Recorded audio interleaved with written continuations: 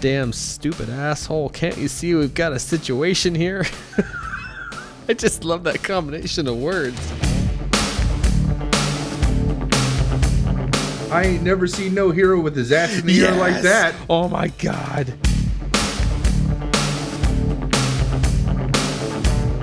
You want to rock and roll with me, puss bag?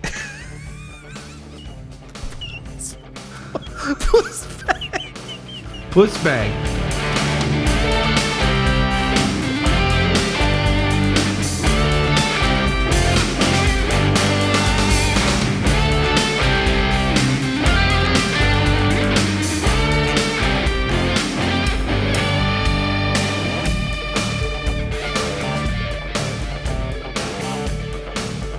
How you doing, buddy? I'm good. I'm excited to talk to you as always, and excited to talk in particular about this ludicrous movie we both watched. It's so absolutely ludicrous. Like, there's so much. I think before though we start that though, let's touch base about the theme song thing because it is. So like the promo is fantastic. Which I'm hoping by the time people hear this, they will have heard that promo. Yeah. So they'll know what we're talking about. I should explain, I guess, what you mean, just in case.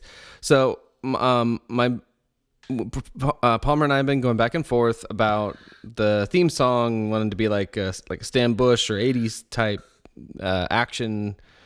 I don't know what, like rock ballad or I don't know, I can't find the right words, but so I sent some examples of Stan Bush songs to my brother as though he needed them, but I sent some extras.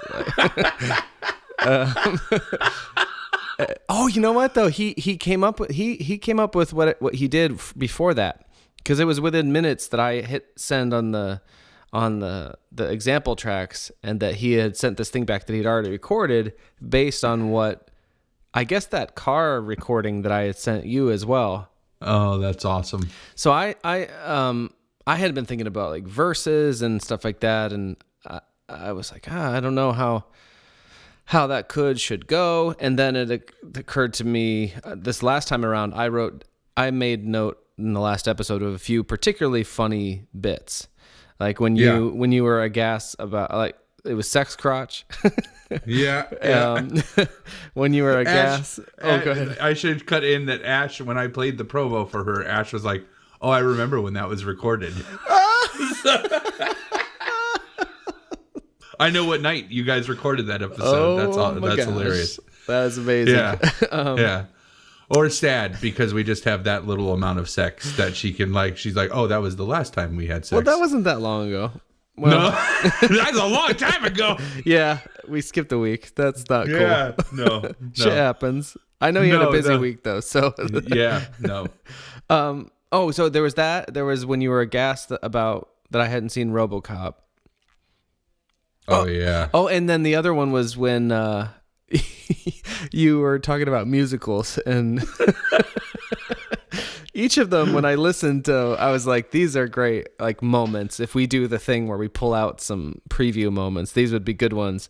So it was, so I basically did that. So it wasn't even really like, what I'm thinking of doing is something like that before every show. Oh, that's awesome. So just so that, especially like you look at it and you're like, oh, this is 3.5 hours. And if you're up for it, that's great. But if you're thinking like, what is this long walk short drink, you hit play and then you hear some fun stuff like that, hopefully you'll stick around. But it's a 3-hour long podcast. That's what long walk short drink is, which by the way, welcome to Long Walk Short Drink. Yes, welcome. Yeah, I am Palmer, and my good buddy, I'm Dave, talking to you from Northfield, Minnesota, and Palmer's from Dayton, Ohio. Well, not from, but speaking from. Yeah. We're both from the greater metropolitan area of Rittman, Ohio. That's outside of Akron. Yes. Akron. Rit-tucky, yep. So we just lost our 2 users, or 2 listeners. Oh, yeah. In Rittman, yeah. So that's an explanation of what that was. So while that could be something similar to a promo, that's what I had in mind for just like a preview of that, like of every to start episode. the episode. Yeah, and I like how it comes back at the end too. Yeah. So, but I was thinking too, it'd be fun possibly to have it come to a dead stop. So maybe we'll have that version open this one. I don't know, but so there'll be like does a little riff and then stops dead, and then we do you hear something silly and then it comes back. But anyway, yeah, and so that would enable us to have different number of little inserts. You know, if that week there was only 2, or if maybe there were 5 for some reason, or I don't know. But I had so much fun putting that together, and it felt like a show all of a sudden. You know, that's spectacular, and that I think like.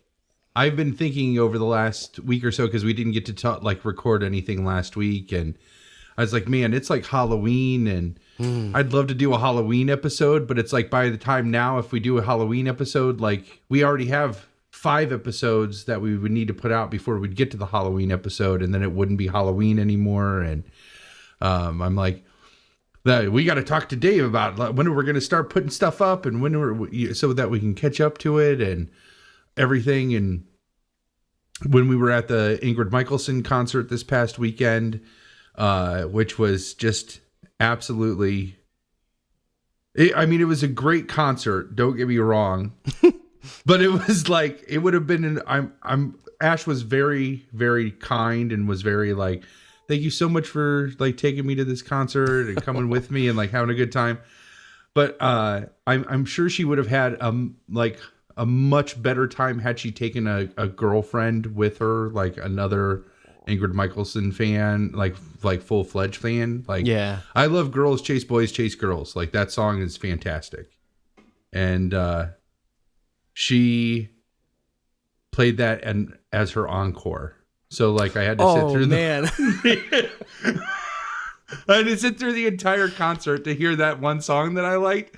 And there was 3 distinct moments during the concert where I know I made eye contact, because we were only 4 rows back from the stage, and I made eye contact with Ingrid Michaelson, and I was that guy at the concert that's not having fun. Oh. Even like my arms were crossed, and I'm just with my beard, just staring at her, just like I had to have taken all of her energy, like every time she made eye contact with me. I bet she was making it her mission for you to enjoy it. Yeah. So, but that it really wasn't because of her. Like, her and her band put on a fantastic show. It was like Ash and I just kept saying, like, it's got to be Millennials, which I know we're like we're the very beginning age of Millennials. But I've never been to a concert before. If you go to a concert and it's general admission, you get there an hour early so that you can rest your arms on the stage, right? Yeah. And if you do that, you're not moving for the next 3 hours, because if you move, somebody will move into your spot in front of the stage. This was the first concert I've ever been to where people would go to the bathroom in front of us and then expect to be let back into their spot that they had up in front of the stage. That's not how general admission works, buddy. You move your feet, you lose your seat. That's how it goes. I'm not letting you back up there. And Ash was like, can you believe me? Like, fucking Millennials, right? And I'm like, I know. And like at one point, the opening band, AJR was the opening band, and I didn't know any of their songs. But they were opening in the middle of their set. They're like, so we want to get a photo for our Instagram. We want to get a selfie for our Instagram. So can everybody just give thumbs up? And they like pause the show and like take pictures of themselves over with like us over. And like, I'm like, whoa, we paid $43 for them to take a selfie. Holy shit. What the fuck is going on? And they just kept running into us. Like, they just kept, like, they'd go to get beers, like these big beers, and then they'd come back and they'd be like, excuse me, can I get back through? No, it's general admission. Like, you moved. Like, and nice. They, like, but I was up there already. Yeah, that's not your spot now. Like, because you left.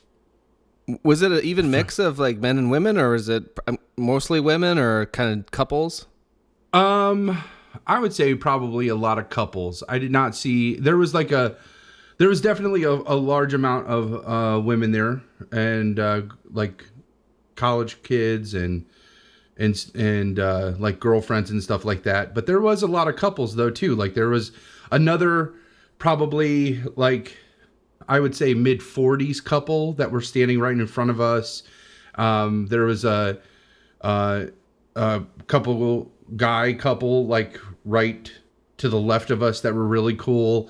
And these two like 20-something girls that were just girlfriends like standing next to us that were pretty awesome. I mean, the crowd was great. It wasn't like anybody was shitty.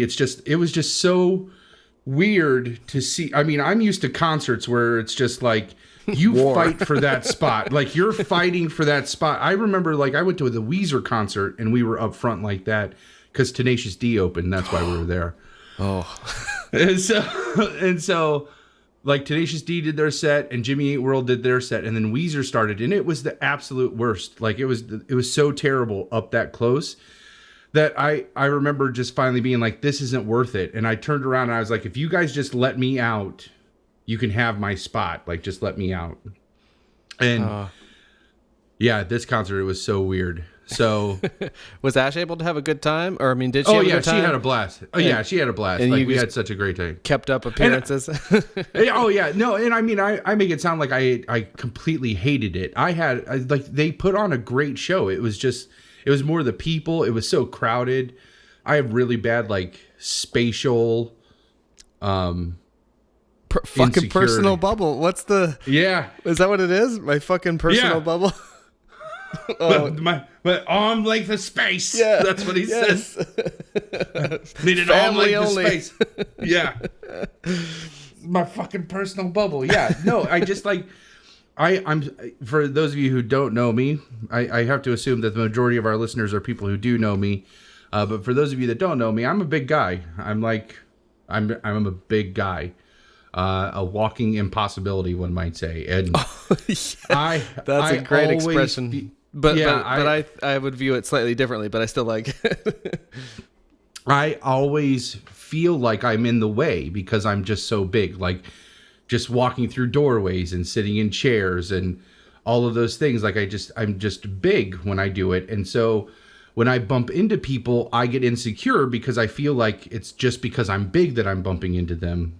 And like Ash has no personal bubble. So when we first started dating and like we would cook together in the kitchen, she thought it was cute to like constantly be bumping our butts together or like, walking, and she would just like slide across my back or whatever. And I finally had to be like, that really makes me uncomfortable. Like I feel like, I'm sorry, I'm in the way. And she's like, you're not in the way. I'm like, why do you keep touching me then? It's my motherfucking space. Yeah. That's my the other space. thing I wrote down. He said. So I don't know what even got me started on the Ingrid Michaelson thing. I was gonna ask you about it because I remember you said you were going to do that. We had a concert as well. We went to see Sigur Rós. I think I'm saying that right. An Icelandic band that we were listening to one of their albums right when we first got together, the bride and I, about I don't know, 10, 11 years ago. And so my drummer friend played in my band, said it was one of the top, I think I said this last episode, he's like, it's one of the top 5 concert experiences I've ever had. Like, you gotta go if you can. So I got the tickets immediately and thought, oh, this will be nice. It's kind of a romantic thing from this time for us. But I also knew, it was like, I don't know if she even really for sure knows who this is. I knew she would, I knew she would recognize at least this one song. Right.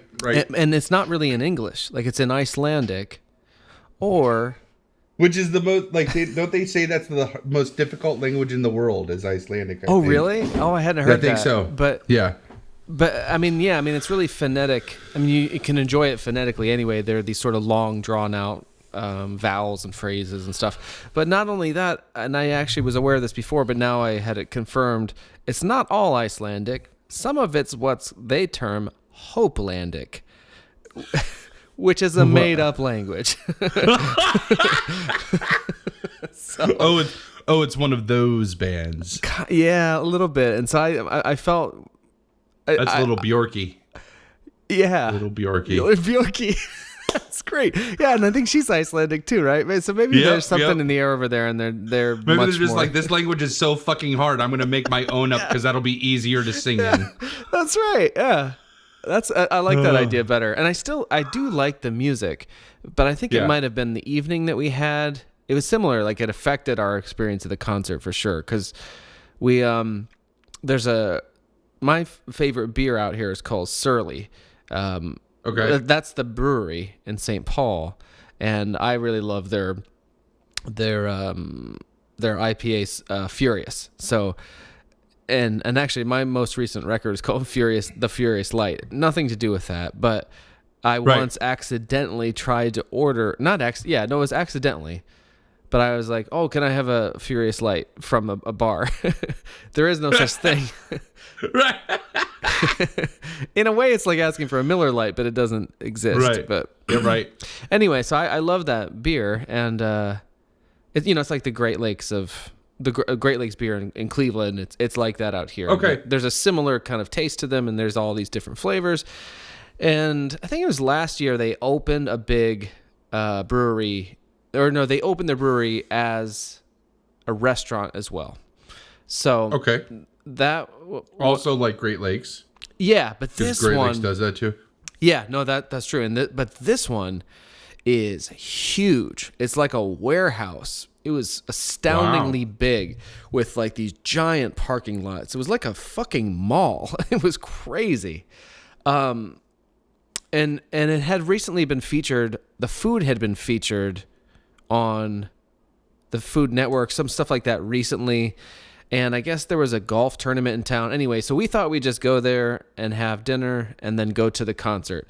And it proved to be not so simple, and we had to wait for a long time. And we go in there, and we were both just... It was just like hipster central.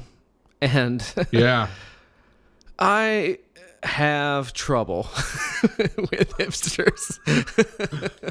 And I was like, I just feel like an old man about it, but it just a lot of the fashion sort of part of it. I rarely converse with them because I just don't. Right. So I don't have to have the obnoxious conversations so often about how they liked such and such before it was cool. And I will say, right. So I mean, I will say I know I'm wrong and petty about this. It's not. Yes. It's not at all justified. It's like me with millennials. Like I am totally acknowledge the fact that most of it is my problem, and not.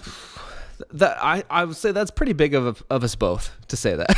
We'll just because it's not just us. But let's just here I'm distancing myself already from this. Like, fuck millennials and fuck hipsters. No.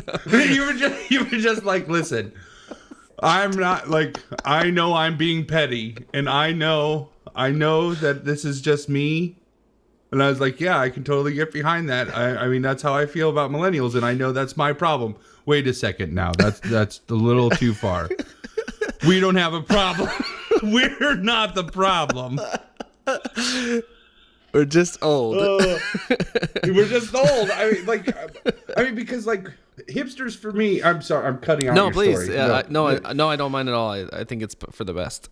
I'm gonna come back to it. I got some things to say, but you say. I mean, hipsters for me, like that is a group that I feel like I would associate before I would associate with myself as a millennial. Like I consider myself, I am a late stage Gen Xer. Is how I would see myself, right? Like, because Gen X was just fading out. Like, I'm a late Gen Xer. Because isn't the cutoff like 1980, or is it? I think so. It's something like that, and that's what I was. I was born in 1980, so yeah, and 79 hipsters, for me, but yeah, right. I would think like hipsters would be easier to get to align with. Just like, I totally agree. The whole fashion thing and that same hairstyle that they all have, that like high and tight with like super long bangs, and then it's always like perfectly manicured and greased over to the side, and like the beard that is just trimmed in a certain way to make it not look trimmed, and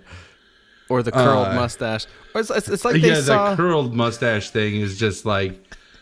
It's like they saw Fury with Brad Pitt, and they're like, we're all going to have that haircut. Yes. I don't know where the beard thing comes from, but...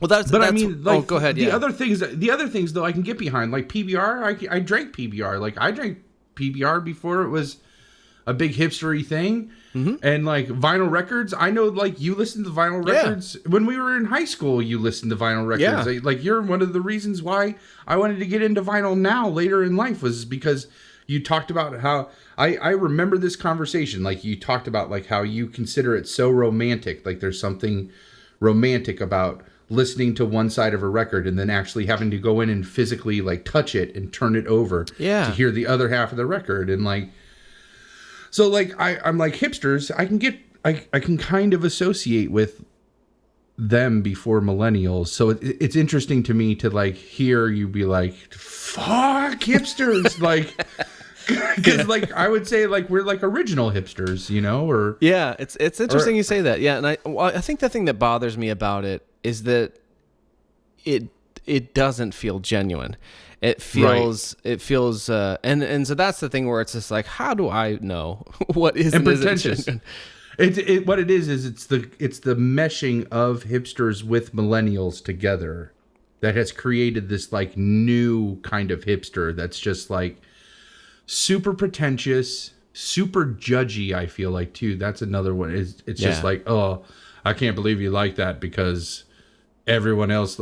I mean, it's just like the goth. But instead, they wear like skinny jeans and suspenders with their curly handlebar mustaches. You know, like you might as well be wearing all black and like face paint and like carrying an umbrella in the sun. But oddly enough, I have more sympathy for that. I'm not sure why. I think because that is such an extreme way of kind of reinventing yourself. You know, it's that South Park thing. Wait, let me go. Let me just take this a little bit. So I think it's easier to sympathize for that because there's not so many goth people, because that's a harder lifestyle to associate with. You can't get behind hipsters though, because everybody's hipsters. It's like a hipster argument for why you can't though. Because everybody's hipsters. I mean, I was like, son of a bitch, I know. They win again. I know. That's right. They do win. They are winning for sure. So anyway, I want to come back to a lot of these things because I think they're all tied up in this experience. But we were frustrated. I'm sorry. No, please. That's otherwise it would just be me for 40 minutes. So, do a half hour on hipsters, but So we go to this brewery and we're just waiting forever and it's huge and we're still waiting forever and we know we're going to be late to the concert and we're like, oh, this better be good. And we're just kind of frustrated by what we're seeing around us. Like the way that people are dressed and sort of their body language is irritating us as Gen Xers. And, or just old people. I don't know. I'm really like, that's what's big of us in this whole conversation is we're just admitting that we're getting old and it sucks to be old. It's got to be something like that because I mean that's always the kids today or whatever. Right. So the ultimately actually the food is amazing at this place. We had that's awesome. We tried a couple of different things and it was like worth it. And even though we were so frustrated, I told the bride, I was like, I'm actually having a lot of fun watching you make fun of people or making fun of people with you. And which I just need to chime in. You are two of the most like socially conscious people I know. And to just know that, oh, that's so fantastic. Because Ash and I do the same thing. Yeah. Well, we had, I mean, the bride is a professor now and has worked in a helping profession and is wonderfully sensitive and genuinely sensitive and all around inclusive especially in her professional work. But she's so funny in that she'll be like, in my private life, I reserve the right to dislike whoever I want. Yeah. It's so true. Yeah. And usually sometimes it's just like silly like this, or other times it's like, well, I really dislike this person because they are the opposite of the values that I hold dear. But really in this case, we're just being like, look at this idiot. Here, look at that idiot. And also, so the food was great. The food was actually worth all that. And we ultimately had fun. If someone has occasion to go to the Surly restaurant in St. Paul, the brisket and grits was to die for. And this plate of like roasted cauliflower or it was some kind of cauliflower. I can't remember how they prepared it. But so we knew we were going to be late for this, but it was worth it. It was delicious. And so we did get there, and I guess there was going to be an intermission, like kind of 2 sets. And this kind of beautiful ornate theater we'd been to a bunch of times.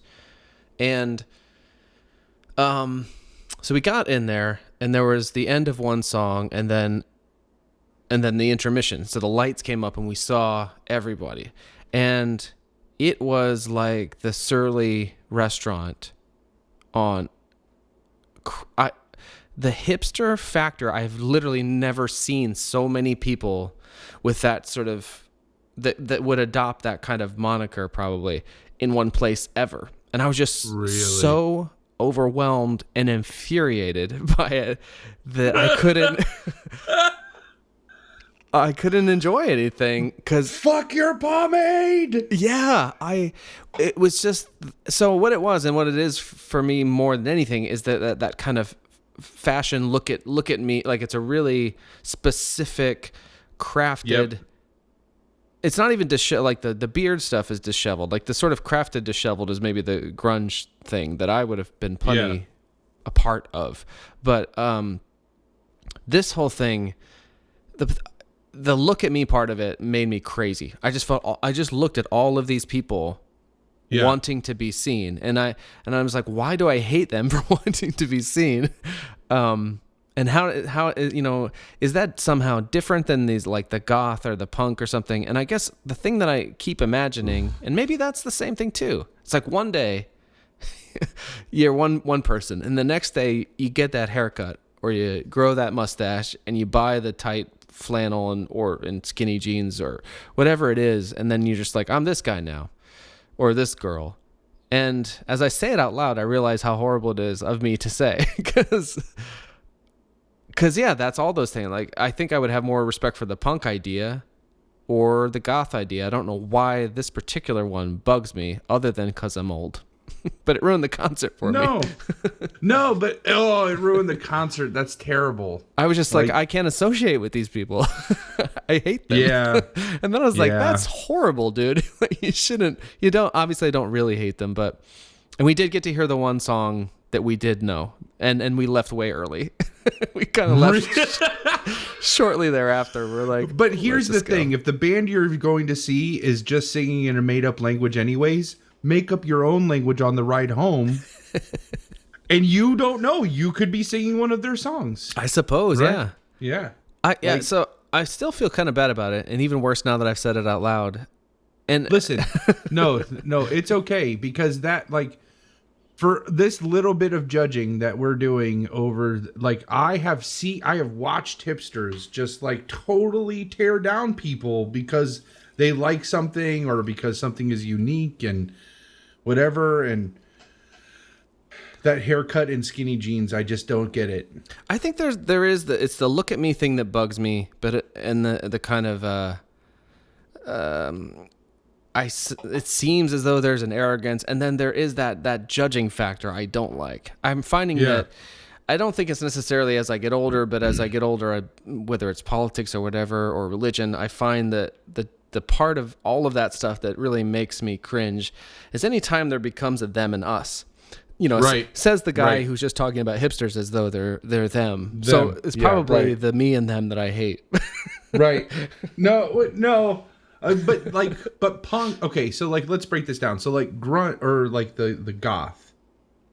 That's a very there's a reason why the lights didn't come up and they were all goth in there, because that's a tough lifestyle. That's a very niche. That's probably, let's say it that way. That's a very niche lifestyle that you would want to live. I mean, and maintain, and you only want to associate with other goth people. So like, I don't think they're as in your face as like a hipster would be. Yeah, and there seems to be a sense of community about that. And it's almost about like a costumes. Yeah. It's like they might as well be those people who go to Renaissance fairs or something. It's like, absolutely, there's community there. Whereas with the hipster thing, it's this kind of like, well, I'll just wear ordinary clothes, but in an irksome way. Right.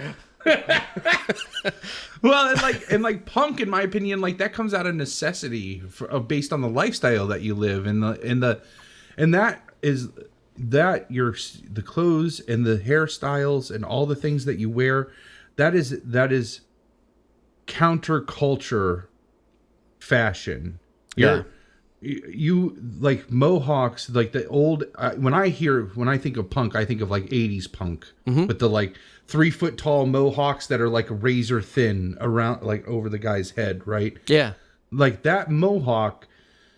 People wore that mohawk because that wasn't, hey, look at me, I'm punk. That was, fuck your hairstyle, fuck like your comb, your parts and all that stuff.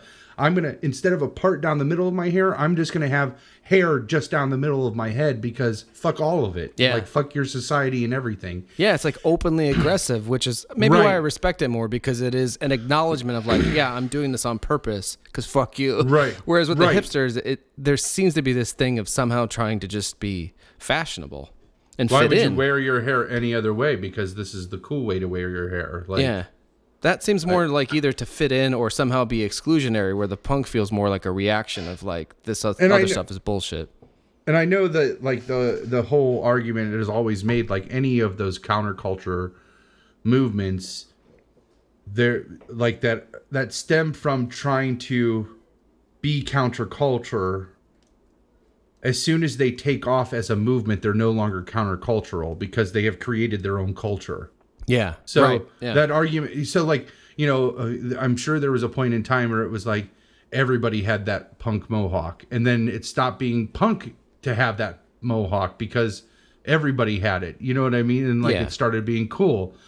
Like new punks are, I don't know, like they're totally different. They're like, I don't know. It's weird, but yeah. Hipsters, man. Yeah, I know. So I've been thinking about that. So I'm glad you mentioned. I was going to ask you about the concert, expecting a different. I don't know what I expected, but in a way, we had similar experiences. We did. We really did, because we had a like really crazy dining experience too. Oh yeah. Like, I mean, we didn't go anywhere cool. We just went to like Buca di Beppo, but like that sounded like a Hopelandic word. What is that place? Buca di Beppo, you never been there? It's like this big like family style Italian place, and like I don't know, it was downtown Columbus, and just it was so outrageous. They sat us in the bar, and they kept seating people in the bar, and there was one bartender working the whole bar. Every Buca di Beppo I've ever been at, it's like set up like this big giant maze. Like they're really easy to get lost in, and they just tuck tables all over the place, and that's like part of their like kitsch, Mm-hmm. So the bar area probably had the whole bar, and then there was maybe 6 high tops, and then probably 12 to 18 booths that wrapped around that made up the room area of the bar, right? Okay.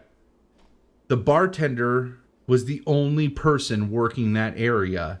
And when we got there, it was already half full. And then they sat us in that area.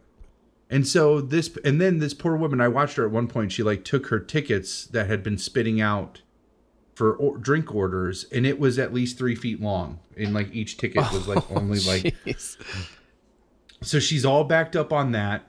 The manager's getting frustrated because she can't keep up with her tables.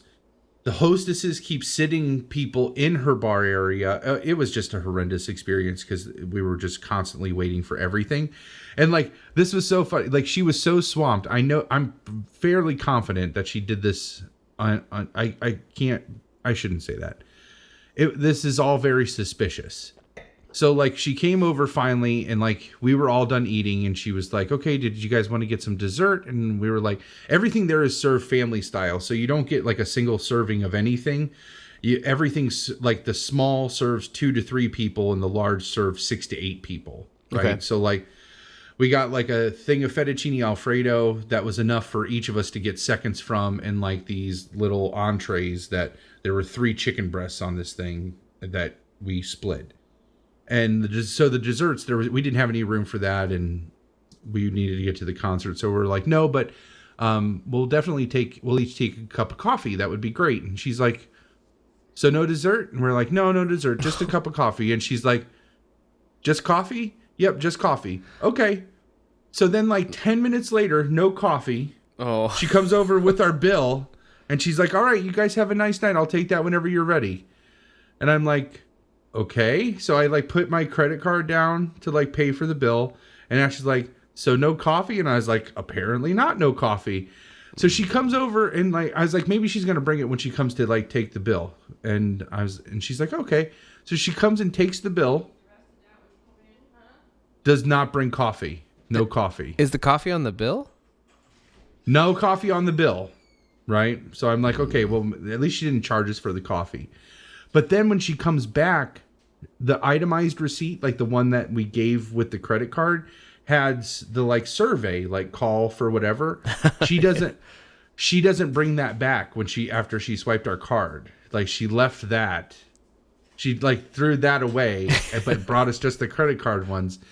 And by this point in time, the whole bar area is full and it's just her in there. And like there's people complaining, like these people had their salads, like, and I heard the one lady say, or Ash heard the one lady say, like, man, the salad looks delicious. If only I had a plate and silverware to eat it with. And Jesus. So like, I mean, just terrible. So like when we go to check out, like I call the manager over and I was like, that poor girl is drowning in there. And he's like, I'm just sending somebody in to help her. I'm like, you should have done that 30 minutes ago. Like this poor girl is just like being ridiculous.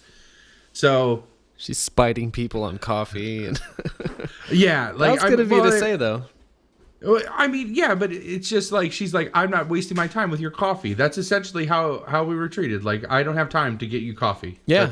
Well, I mean, she definitely heard you because she repeated it like several times. Yeah. Oh, just the coffee? Yeah. So we're just getting coffee now. Yeah. Like, yeah, so, no, you're not getting the coffee. No coffee for you. Yeah. But you guys were still on time? Oh, yeah, we were still on time. We weren't late for the concert. That was good. It was general admission, so like... Sorry, the bride is over here. I have to project so he can hear me. Sorry. I'm going to project on your face. You can't... Oh. Your face is projection. She just said, I'm going to project on your face. That was very feminist of her to say that. I guess.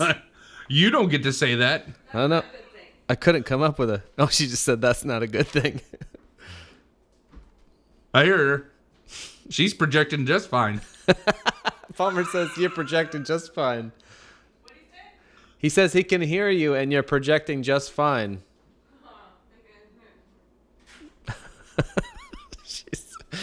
Oh yeah, so you made it. You saw the concert. We saw the concert. We got in line just fine. It was general admission, so like the line was wrapped around the venue when we got there. But then we got in, and like I said, we were only like maybe 4 or 5 people deep from the front of the stage, which was great. That's pretty cool. So, yeah. So, and Ingrid Michaelson was hot. Oh, is she hot. Really? Oh, God. Oh man, I'm gonna look up. That's always fun. She's like, she's like redheaded and just attractive in like that nerdy girl kind of way. I have a vague like sense of what she looks like. Oh yeah, that'll do. That works for me. You know what you need to watch is you need to watch. Oh my God, we can't let these out to the world. It's all just like, who else is bad and who is hot. This episode is a little like, it's very out of character for both of us. Like, I mean, we're typically like yes, so much better than this. I'd like to think so, but I think this way a lot. But that's the thing is like, you are allowed to think about it. You just don't put it out there. Like, yeah, like, that's true. I mean, Thank you can't you. help but think about it. Like that's just the human nature of stuff, right? Yeah. It's what you choose to put out into the world and what you choose to act on, like, and besides, it's not like either of us are running for president. Right. I know. I was thinking about that. The kind of, I try to not like be political and just like, especially on something like this, because I don't want to polarize and alienate. I would much rather people enjoy our conversation than hate what we're talking about. yeah. You know what I mean? So like I try not to do that, but man, I was Trump listening. is just in a spiral, I think. And Well, a couple. So I listen to some podcasts where the stuff barely comes up, if at all, and then it's one where they do deal with it, and I got, it's a comedy podcast, so it's like I'm not tuning in to hear. Oh, at least I didn't think I was tuning in to hear what so and so had to say about the debates. But god damn it, if there's one that I listen to, like, they always disappoint me in what they say, and some of it is hedging the bets or trying to just obviously protect a listener base. I'm just like, holy shit, like, I don't know. I don't think I could do that. So for out of respect for you, I will plead the fifth. But man, it's a serious time. It feels like, anyway. It feels so scary to me. It totally is a serious time. I mean, absolutely serious time. To think of, check that out. Oh, that way to change the subject. Where did that come from? He just shared a picture of Ingrid Michaelson with like a fake hipster mustache. Hanging from her glasses, but it's just like, whew. So do you see my mouse like rolling around on there? Oh yeah. Oh, okay. All right. Oh man. So yeah, she's just just look. Oh no. I got a thing for glasses and updos. I can't take it. Yeah. I mean, wow. I didn't realize. So that makes the music sound better somehow. Yeah, if you watch the girls chase boys chase girls video, that video is fantastic. It's a spoof on the Robert Palmer Oh video. yeah, the famous one with the women in black dresses. Yeah, and so she does that whole video, and there are women in there, but there's also men being objectified in that video, and like, she's satirizing the objectification of women from that video by objectifying everyone in the video, including herself. So, really good. Yeah, I mean, it would be foolish to not think that looks like that we're discussing them are part of any kind of entertainment, equation. Honestly, I noticed even in my own playing music. Oh my god. I think I got a lot. Stop me. Stop. That's terrible. No, well, it's like a room talk. It's fine. There's things that people say. Yeah. I've heard them. I didn't say that. I have never. I mean, and I have said some outrageous things, but I have never been like, I'm just gonna grab her by the pussy. Ever. Yeah. No. Yeah. It's so outrageous, but it's also upsetting too that it's not as though he hasn't said equally horrendous things for months and months and months. No, he just hasn't said exactly those right. words. But yeah, shit. That could be a whole nother episode. I know. Well, and I did think about when we release these ultimately, like, it's like, oh, we just cut out the political asides because they can be cut out and because it'll probably be old news or, what was I going to say? Oh, about the objectifying musicians or movie stars or something. I mean, so as somebody who will all too often be like, or as we discussed last episode, my wife brings someone up. I said, I think that I realized later as I got a little older and my metabolism continued to slow down that that early when I was playing music in public, I was like, oh, I was handsome then. I was like, I'm pretty sure that had a lot to do with any success I was having. This is so funny because I can totally relate to this.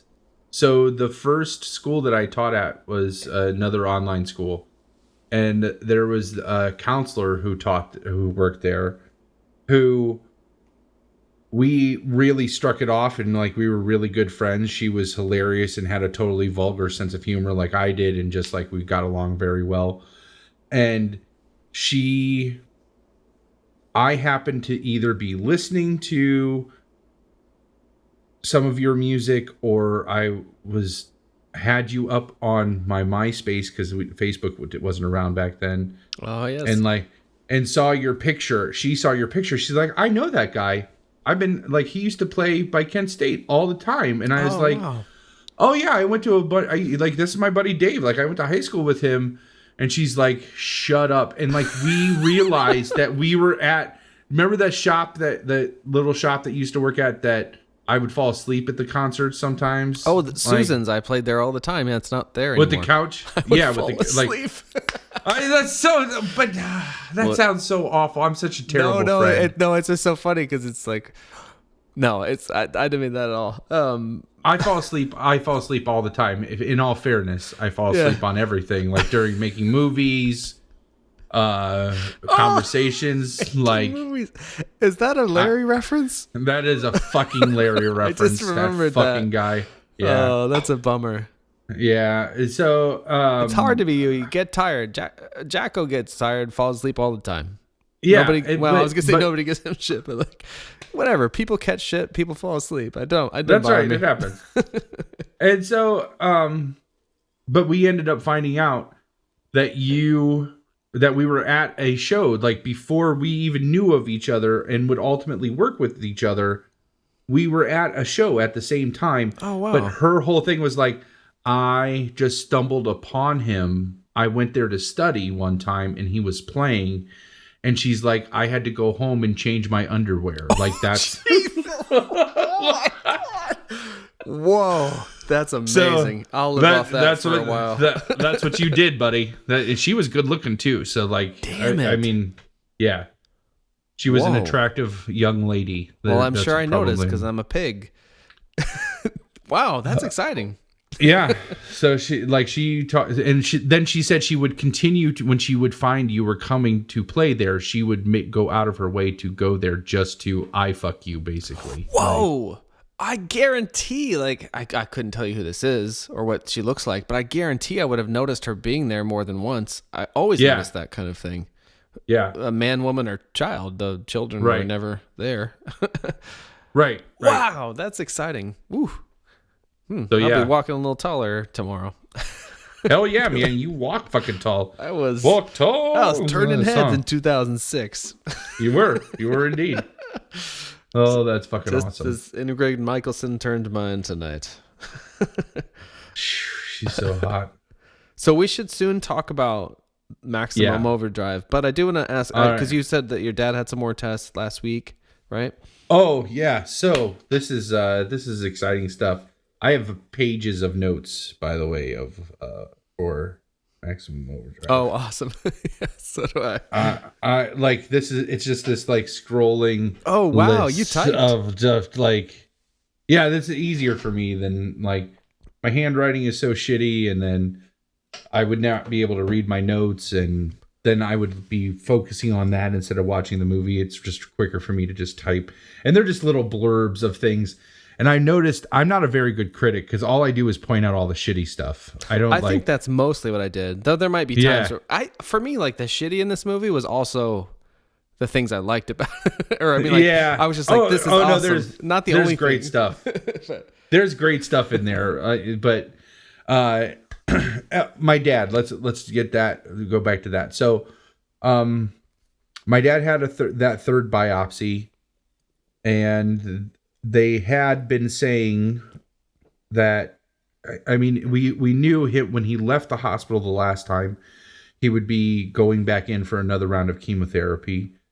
And so then they had him take a third biopsy. He was home for about a month in between. He was in the hospital for a month, home for about a month. And in that time, he took a third biopsy. They were waiting for that to come back. And when the results did come back in, they said, oh, good news. Like he was diagnosed, he was at 28%. When he left after the first round of chemotherapy, he was right around 10% leukemia cells. Mm-hmm. But they said they needed a third biopsy to know, and I think I explained this in one of the other ones, like they needed a third biopsy to know if that 10% was stable, if it would increase back up, like creep back up towards the 28%, or if it could even have gone lower. And so when that third biopsy in that time he was home, when that came back, they said, oh, you're between 5 and 10%, and anything below 5% they consider in remission. Oh, which is all awesome. Yeah. So this past Monday is when he went in to be readmitted for his next round of chemotherapy.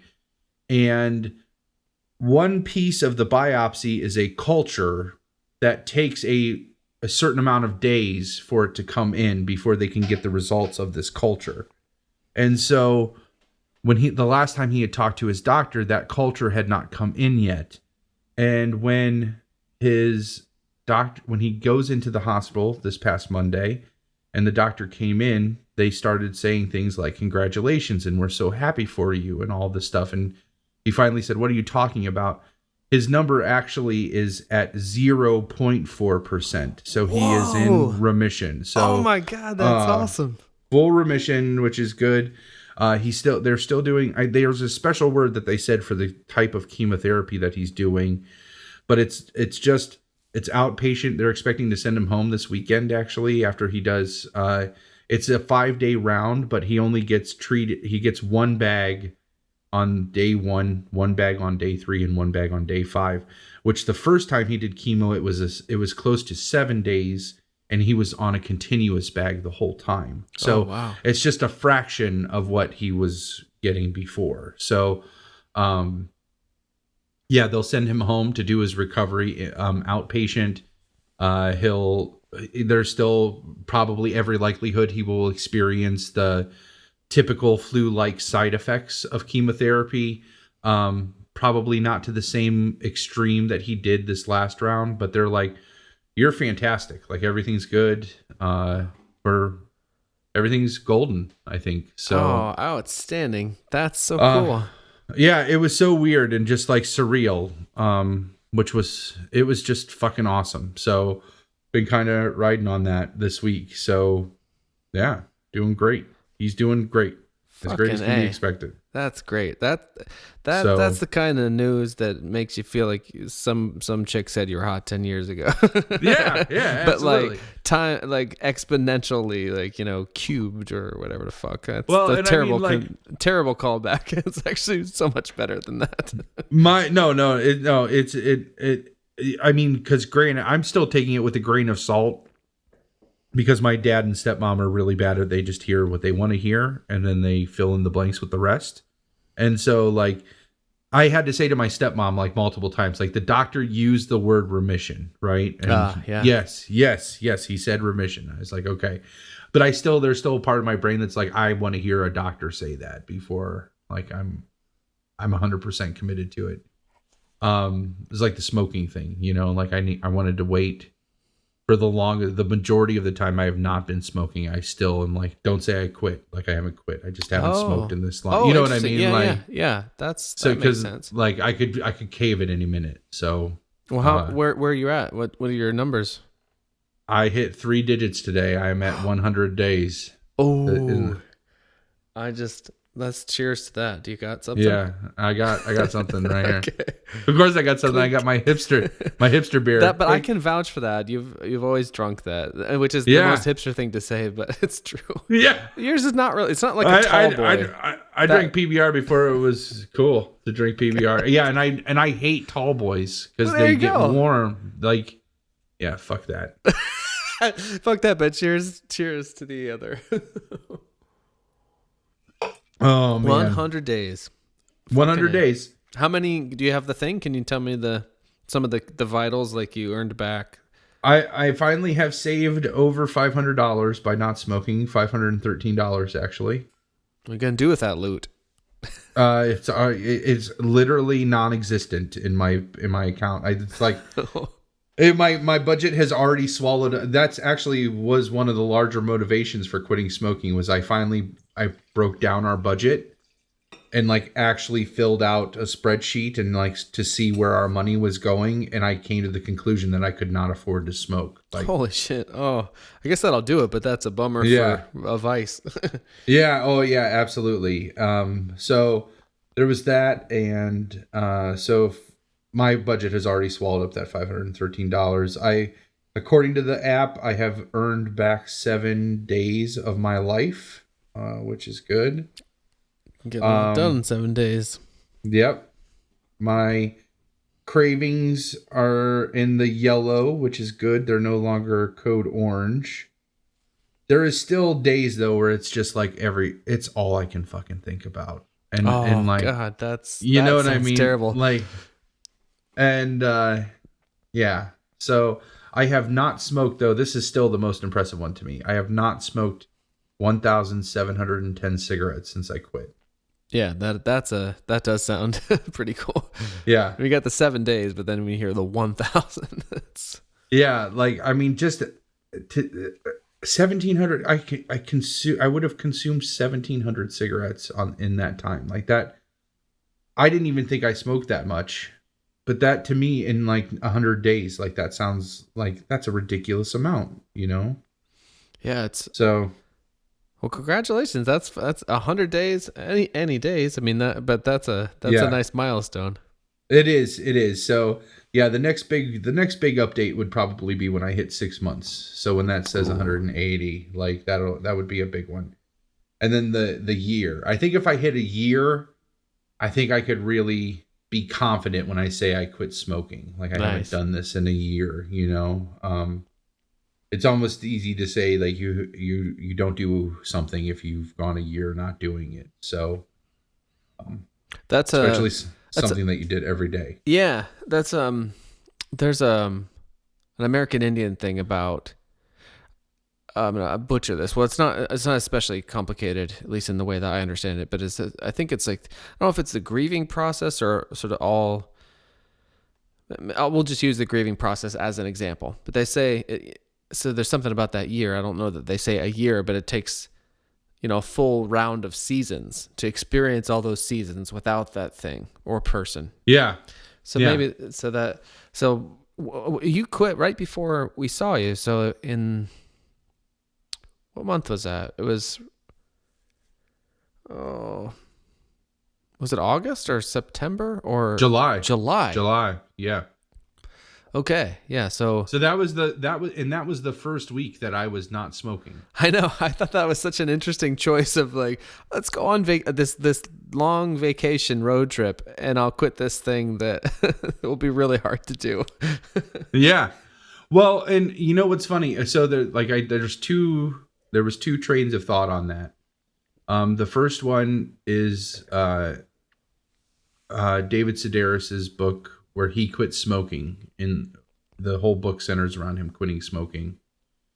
And his big thing was that you have to change your whole, like you should quit smoking around a change. He had read that somewhere. Yeah, that makes sense. And like a change in your life. So like you're changing a new job. And I have since read that multiple times, that any habit is easier to break if you do it around a major change in your life. So like changing jobs or moving or whatever, because you're going to be rebuilding routines, and it's easy to build things out of your routine when you're starting from scratch with new routines. And so, so there was that, like, and David Sedaris like moved to Japan for a year to quit smoking. Like that was how he changed. So there was like that thinking was, it will get me out of my normal daily routine because we're going to be in the car for the bulk of this week. And then the other train of thought was like the car was my biggest trigger. I loved smoking and driving. And it was like, let's break that trigger right off the get-go. Because if you can break that hard trigger of smoking while you drive, then all the other triggers will be, like, if that's the hardest one, all the other ones you can always use that as a base of comparison. Well, you don't smoke when you drive. So like this time where you would normally have a cigarette is going to be nowhere near as hard as that was. But it was actually really easy. I think the combination of it being so unique and experiencing like so many new things at the same time. And I'm not going to ever, I could almost kick myself in the ass for the amount of time that I spent looking down my nose at the idea of using patches or using gum or using lozenges, because those things were just like, they were like training wheels for learning my life without cigarettes. Yeah. You know, and I got to slowly weed myself off of those training wheels, which you don't use any of those aids to not no, smoke? I didn't. Before I quit, I really looked down my nose at them because I didn't want to, part of it was I didn't want to become addicted to like chewing the gum. Oh, okay. Right? Yeah. And then the other part was, no, I'm strong enough. Like I can do this. Like I don't need this thing to break this. And I was not strong enough, you know? And so then on that trip is when I started using the lozenges, and I used patches too. And both of those things, like, seriously, if you're like, anybody is listening is like having trouble, if you truly want to quit, I think that's like the big thing with any addiction. And you know, you're the only person that knows if you truly want to quit. You can say you want to quit. You can, like, people can ask you if you want to quit and you could say yes. But in your heart of hearts, that, like, I had come to the conclusion in my heart of hearts that I despised smoking and I wanted to give it up. And I mean, I guess that's what alcoholics and drug addicts talk about in the 12 steps with their rock bottom is. And really, I think that's like, and I could be totally butchering this, but that's what I would envision like your rock bottom being, is not like, of course, that usually centers around the time when you're like literally in the gutter. But I mean, my life was not in shambles or terrible over smoking. But in my heart of hearts, I think those things help you realize I really don't like what I'm doing. And I think that's what rock bottom is at the root of it, is where you're like, I don't like what I'm doing here. And I can accept the fact that I am out of control. I don't have the control over this anymore. And so if you're really struggling with that, like, there are resources. I'm you know, like in Ohio, they have the like 1-800-QUIT now. They will mail you patches and lozenges. Like, wow. Like sight unseen. They want you to quit. So like though there are those resources, and trust me, like if you in your heart of hearts want to quit, don't be ashamed to use those things to help you do that. I went to a class, like my local hospital had a class. You went in, it was like a support group. They gave you patches, they gave you lozenges, and they worked. And if you wanted, like, don't be embarrassed or ashamed to use those resources. You don't have to do it. Like, and for me to say that says a lot, because I'm not the type of person that easily accepts and definitely does not easily ask for help. I am a very proud person to a fault. So, but I'm telling you, like, don't be ashamed to do that, because it is hard. Quitting smoking was personally one of the hardest things I've ever done. And really, those lozenges, the patches, and the class did not make it feel like it was that hard. Nice. I'm only saying it was hard because of all the times that I tried to quit unsuccessfully when I just tried to do it on my own. Yeah. Like, that's what made it hard.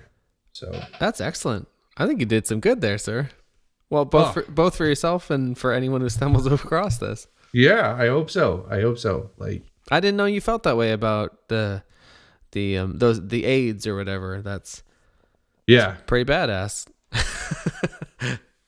Yeah. Well, I mean, I did. You know, I was so against them for so long, but now it's just like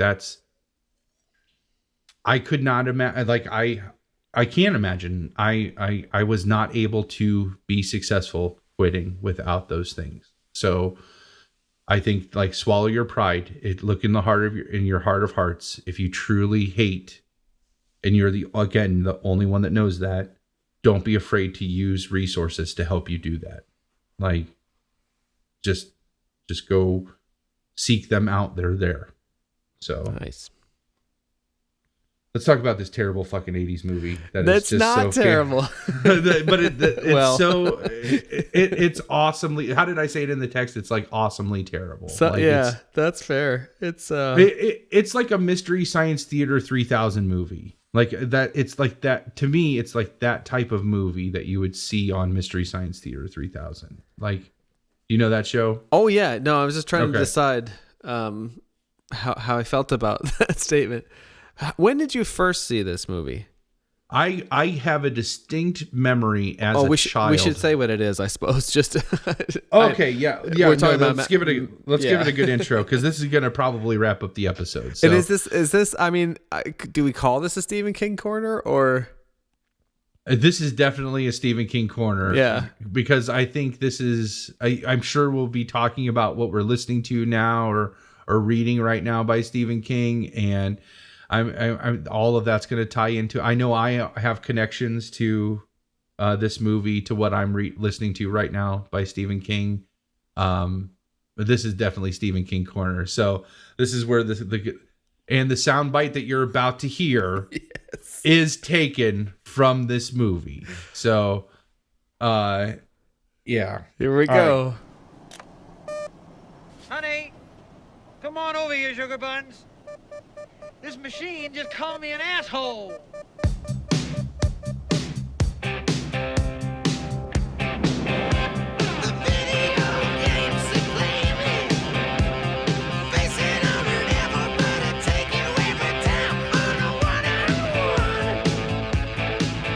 So we are about to talk about the 1986 gem, written or adapted for the screen and directed by Stephen King himself. Yes. Maximum Overdrive, starring Emilio Estevez. Like, that's a wonderful pronunciation of that name. Yeah. So I wanted to know when you first saw this. All right. So I have a distinct memory of going to my aunt's house, who lived in Wellington. Probably, I mean, this would have been when it came out on video. So I would say, I mean, back then things would take a year at least to come out on video. So this would have been 87 probably. Nice. And I remember seeing it on the screen. I remember my uncle talking about it and laughing about it. But I remember it, that being the movie. I can picture my aunt's living room.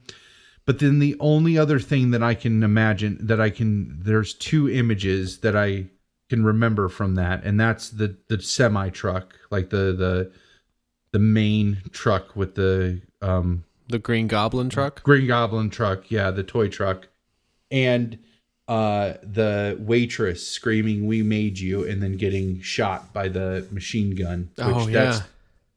That's not how machine guns work at all.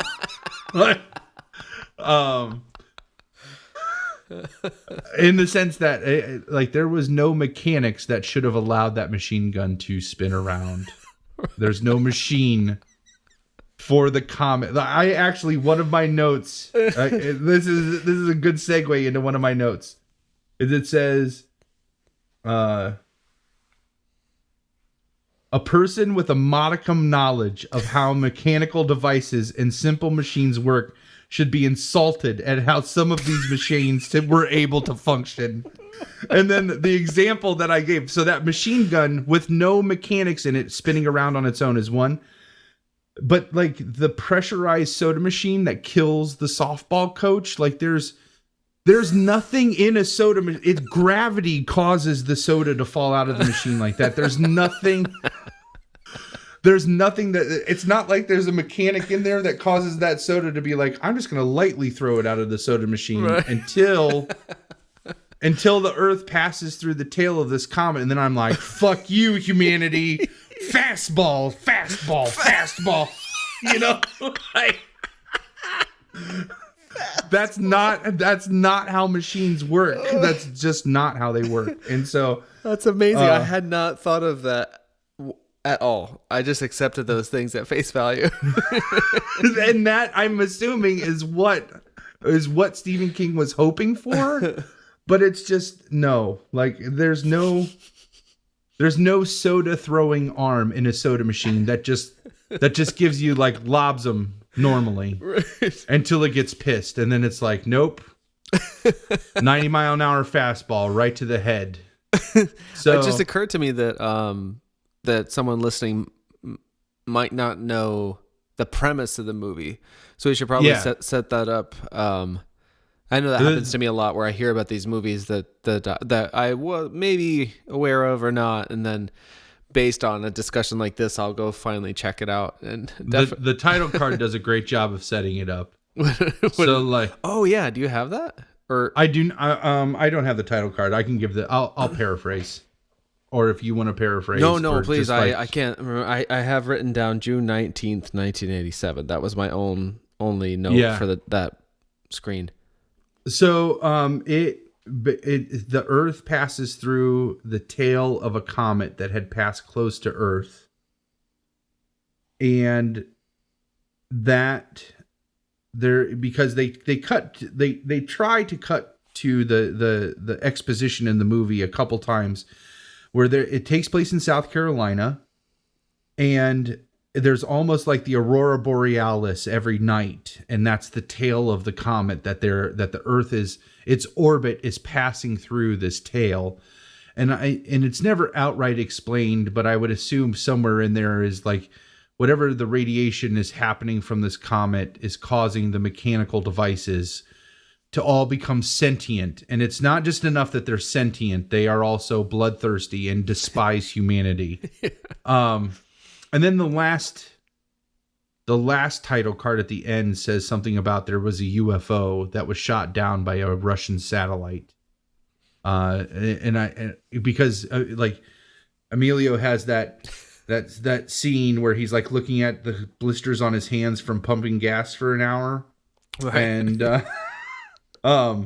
he just starts talking about, if you were an alien and you were looking at the Earth and you saw this nice planet that just needed some cleaning, and what would you do? So I think that was him Stephen King trying to explain that these aliens used the tail of the comet to purge humanity so they could come and take over Earth. I think that's the general gist of it. Yeah.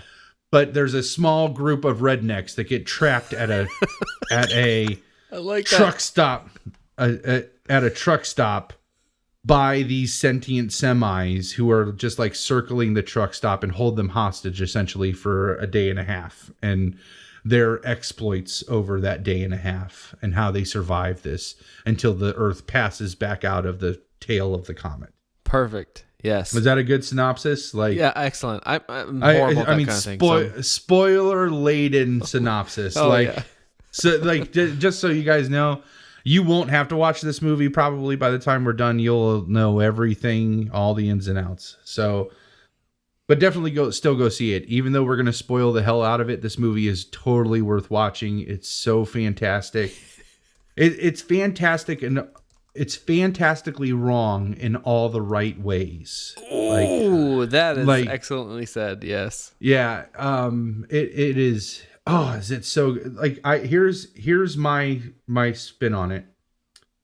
I have never used cocaine ever. All right. But I think that this movie, and Stephen King has gone on record to say he was in the height of his cocaine days when he directed this movie. Yeah. So I think that this movie is a better representation of what it's like to use cocaine than like Wolf of Wall Street, which I know they use Quaaludes in that, or whatever, like any other drug movie.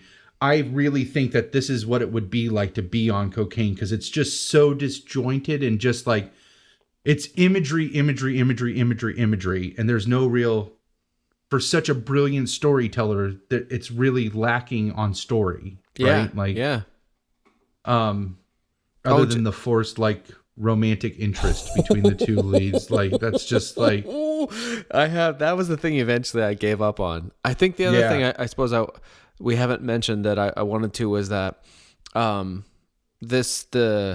so Stephen King did write and direct this for the screen, and is the only movie thus far he has directed, but it is based on his own short story, Trucks, from Night Shift, a short story collection I just recently read. Which I did not read. I have not read Trucks. Oh, that's right. Yeah, because I had to read it because it wasn't part of one of the audiobooks that I was listening to. Yes. So I'm curious to find out, like, how does Maximum Overdrive? Because there is also a 2009. Oh, and I think like, it's almost like a made-for-TV movie called Trucks. I could be wrong. I want to say it's 97, only because I watched. 97. Yeah, I watched You're the right. preview It was not for in that. the 2000. I wanted to watch it, and then I was like, well, I'll watch the preview for it because I knew we were talking about it tonight. Is a Trimark Pictures release, if that tells you anything. Not good. And they mentioned that several times in the trailer. So there you go. That it's not good? No, that it's a Trimark Pictures. Oh, that is a Trimark, release. yeah. So it's a direct-to-video thing. The star that they also make a point of mentioning several times is Timothy Bustfield, who he's got red hair and usually wears a beard. White. Yeah, the bride just yelled from down the bottom stairs, 30-something, which was my note. Oh, yeah. I think he might be in Field of Dreams too. Okay, yeah. But so in this, because I was curious, I'm very curious about this remake in particular, because usually if a movie is remade, I don't know. Are there other times when a movie, a short or a novel or short story has been adapted by its author, directed by its author, and then somebody else is like, nah, I didn't get it right. I'm gonna direct it.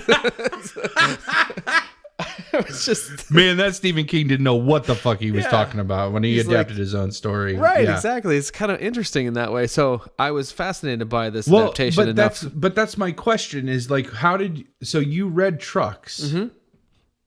Does Maximum Overdrive follow the short story Trucks?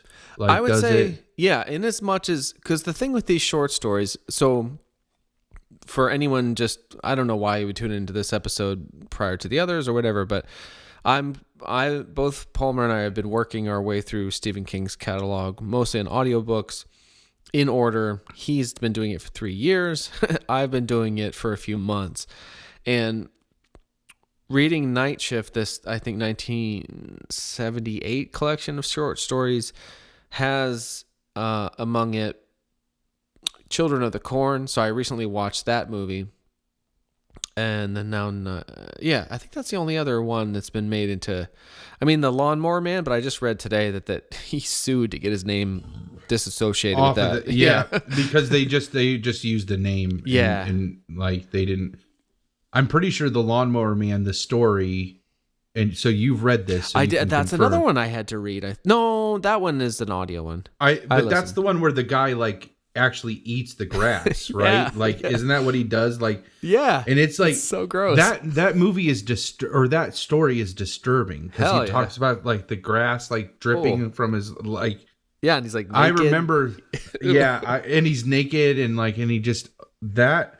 I don't know what it is about that short story, but it is very disturbing. Yeah, there are a few that are really upsetting. Why did I mention that? You wouldn't know. Oh, because you were talking about the movies that you had watched that all came from this one collection of short stories. Yes, so far I only so there's the theatrical ones like Carrie and Salem's Lot, which was the TV movie, but still feature length, and of course The Shining, followed next, at least in the published novels, by Night Shift, which contains the short story for Children of the Corn and Trucks, both of which I did have to read and weren't part of the audio. I wonder why it's almost suspect now to me that it's the two movies. But in any event, both of which are well represented by the movies that were made out of them, but the short stories are not enough to fill a feature film. So Sure.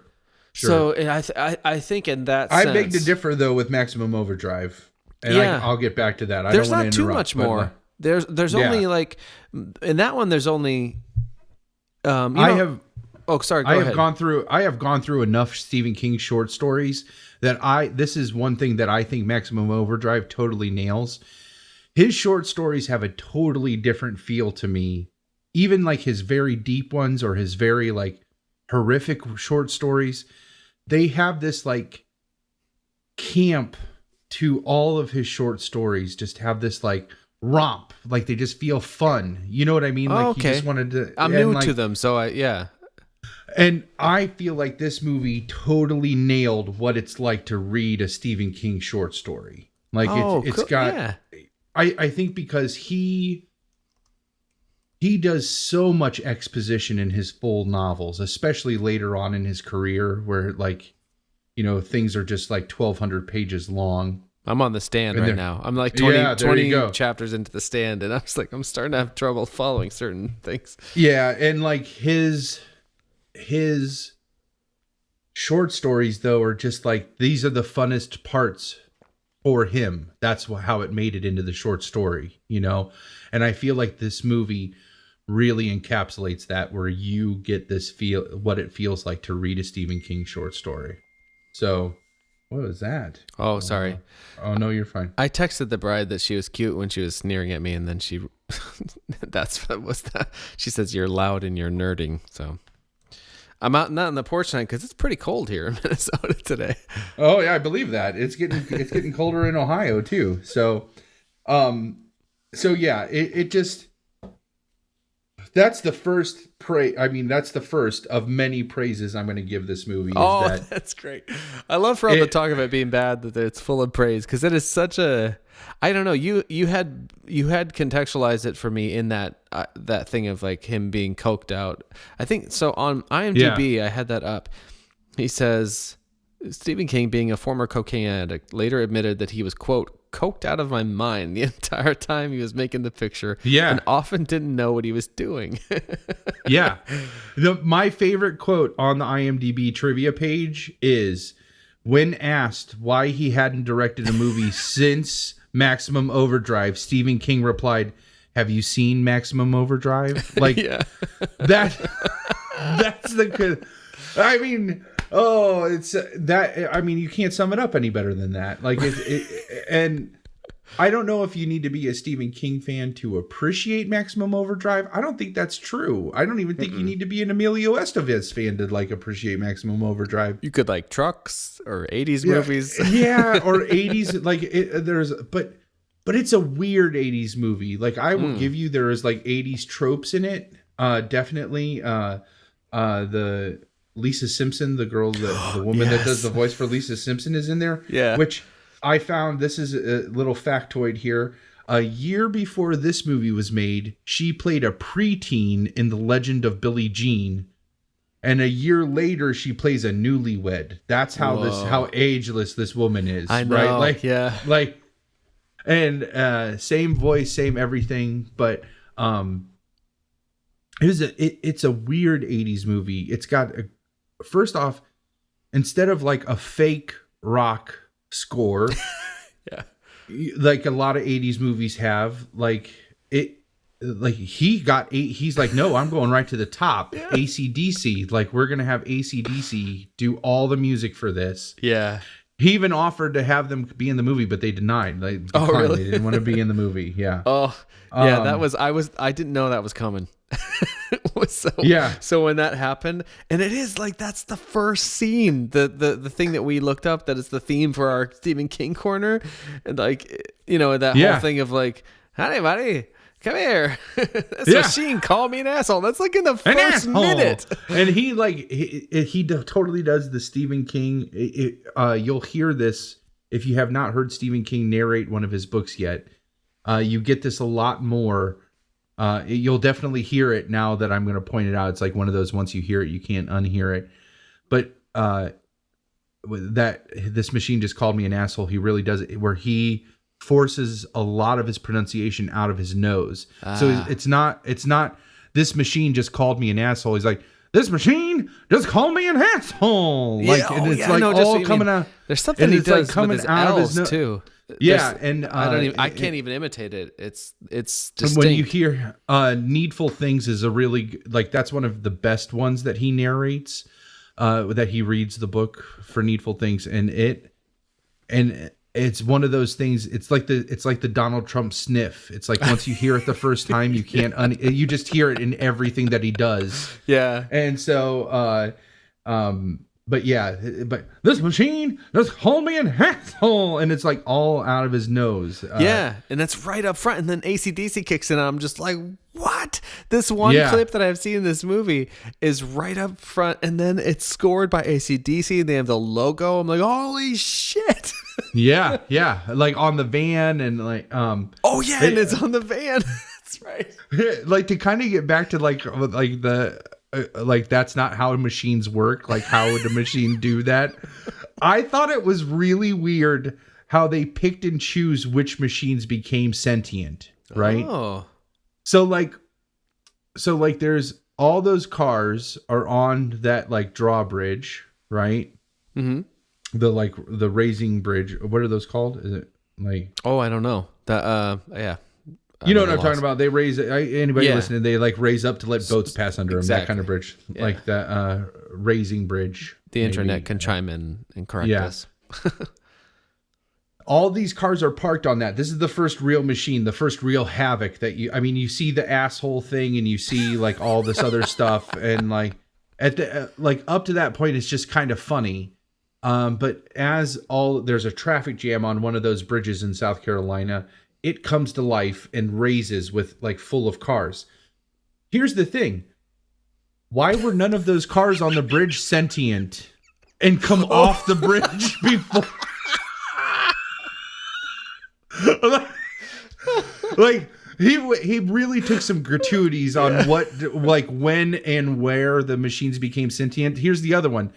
For the first half of the movie, the newlyweds, Lisa Simpson being one of them, are driving around in a sentient car, like in a car that's not sentient in a world with sentient machines. Right. Why didn't the car driving them just like careen into an overpass and kill them both if he just wanted to kill them? That's true. Why didn't the traveling Bible salesman, why didn't his Cadillac just like kill him at any opportunity it could have? You know, like why were those, but then like the kid is driving through town and like there's a guy dead with like a Walkman. You know, like how did that Walkman like kill this kid? Or the lawnmower was the biggest travesty of all. Like that was not a self-propelled lawnmower. How in the fuck did it move on its own? It was a push mower. Like right. You had to push it. Yeah, there's no mechanics to those wheels. Self-propelled at that time.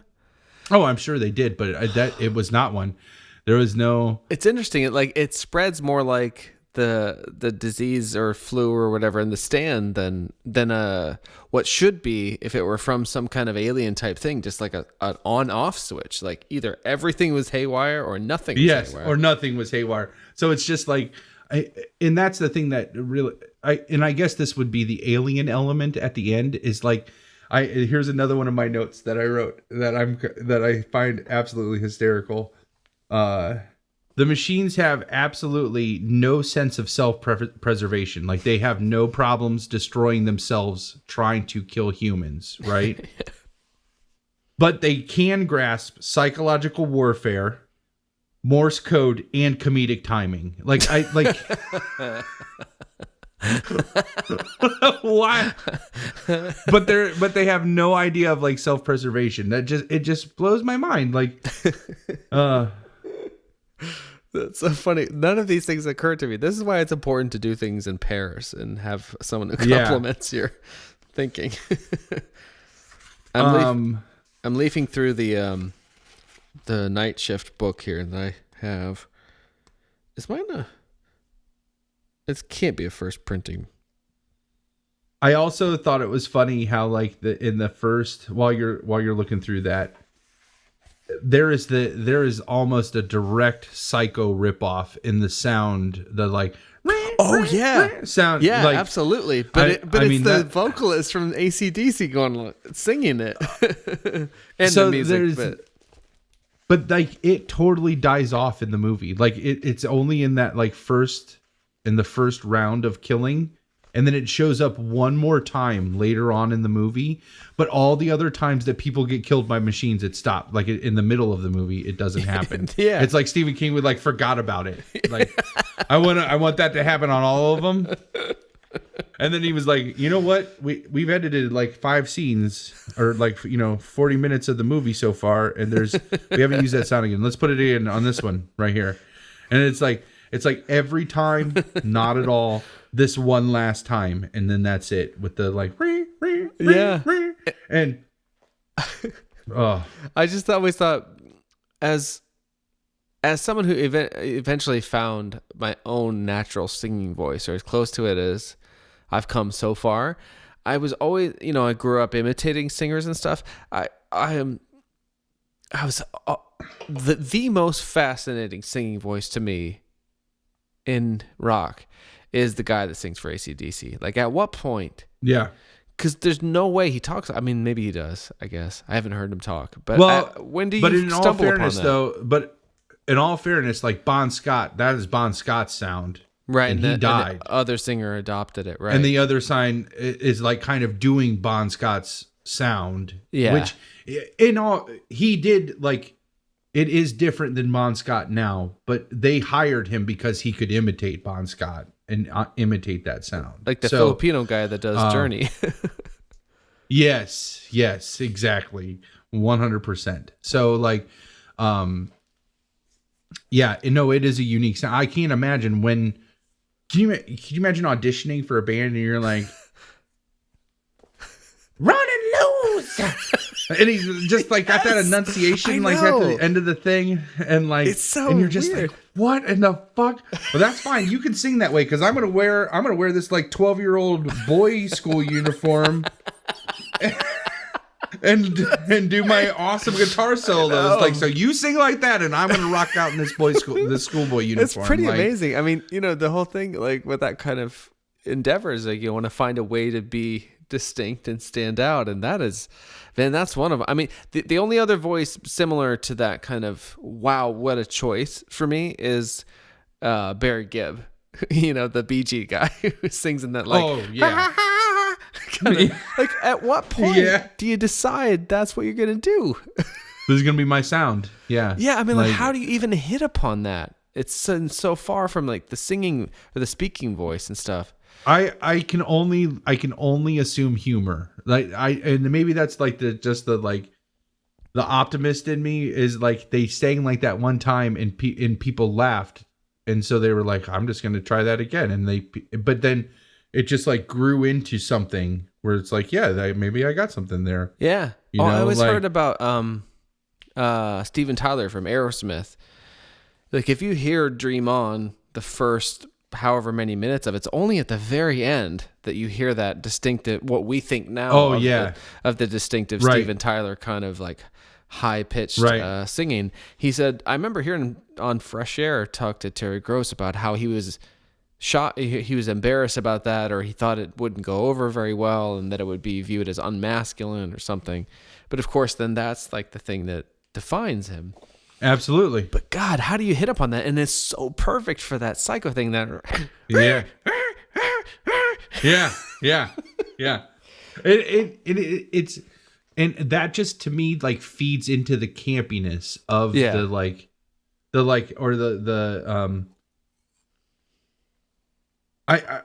it's like the sound effect that you would picture in these short stories. I mean, Stephen King short stories, just like they're either very humorous or they're very graphically horrific or they're very like rip your fucking heart out sad.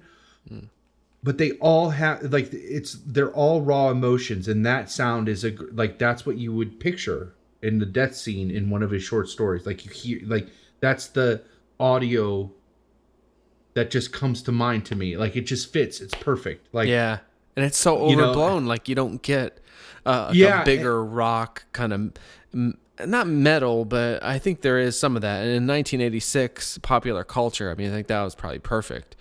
Yeah. It pulls you out. I mean, I think some of those death scenes would be much more horrific and much more impactful if it wasn't so cartoony, like the it just like you have no other choice to just be like that's hilarious because it sounds so silly, like except for the one that and hopefully it's not just me. Hopefully I'm going to mention this and you're going to be like, yeah, that was fucking scary. Oh, the steamroller that bursts through the scoreboard at the Little League game. That sounds horrible. I don't remember it specifically, though. It disturbs me because it's only been 10 days. And I don't know if it's because steamrollers just don't go fast. That's just not what they're supposed to do. Oh, right. Yeah. This steamroller busts through that fucking scoreboard at like 80 miles an hour. Like it's going so fast. It's bouncing across like a steamroller, which the whole point is it's supposed to be heavy. It's rolling. It's like compressing things and it's moving so fast. It's bouncing through this scoreboard. And I'm just like, that, and it's like one of those big huge ones, like you need a ladder to get in it, steamrollers, and to see it moving that fast and it just disintegrates the scoreboard, that to me was more scary than the next shot it rolls over a Little League player, like geez.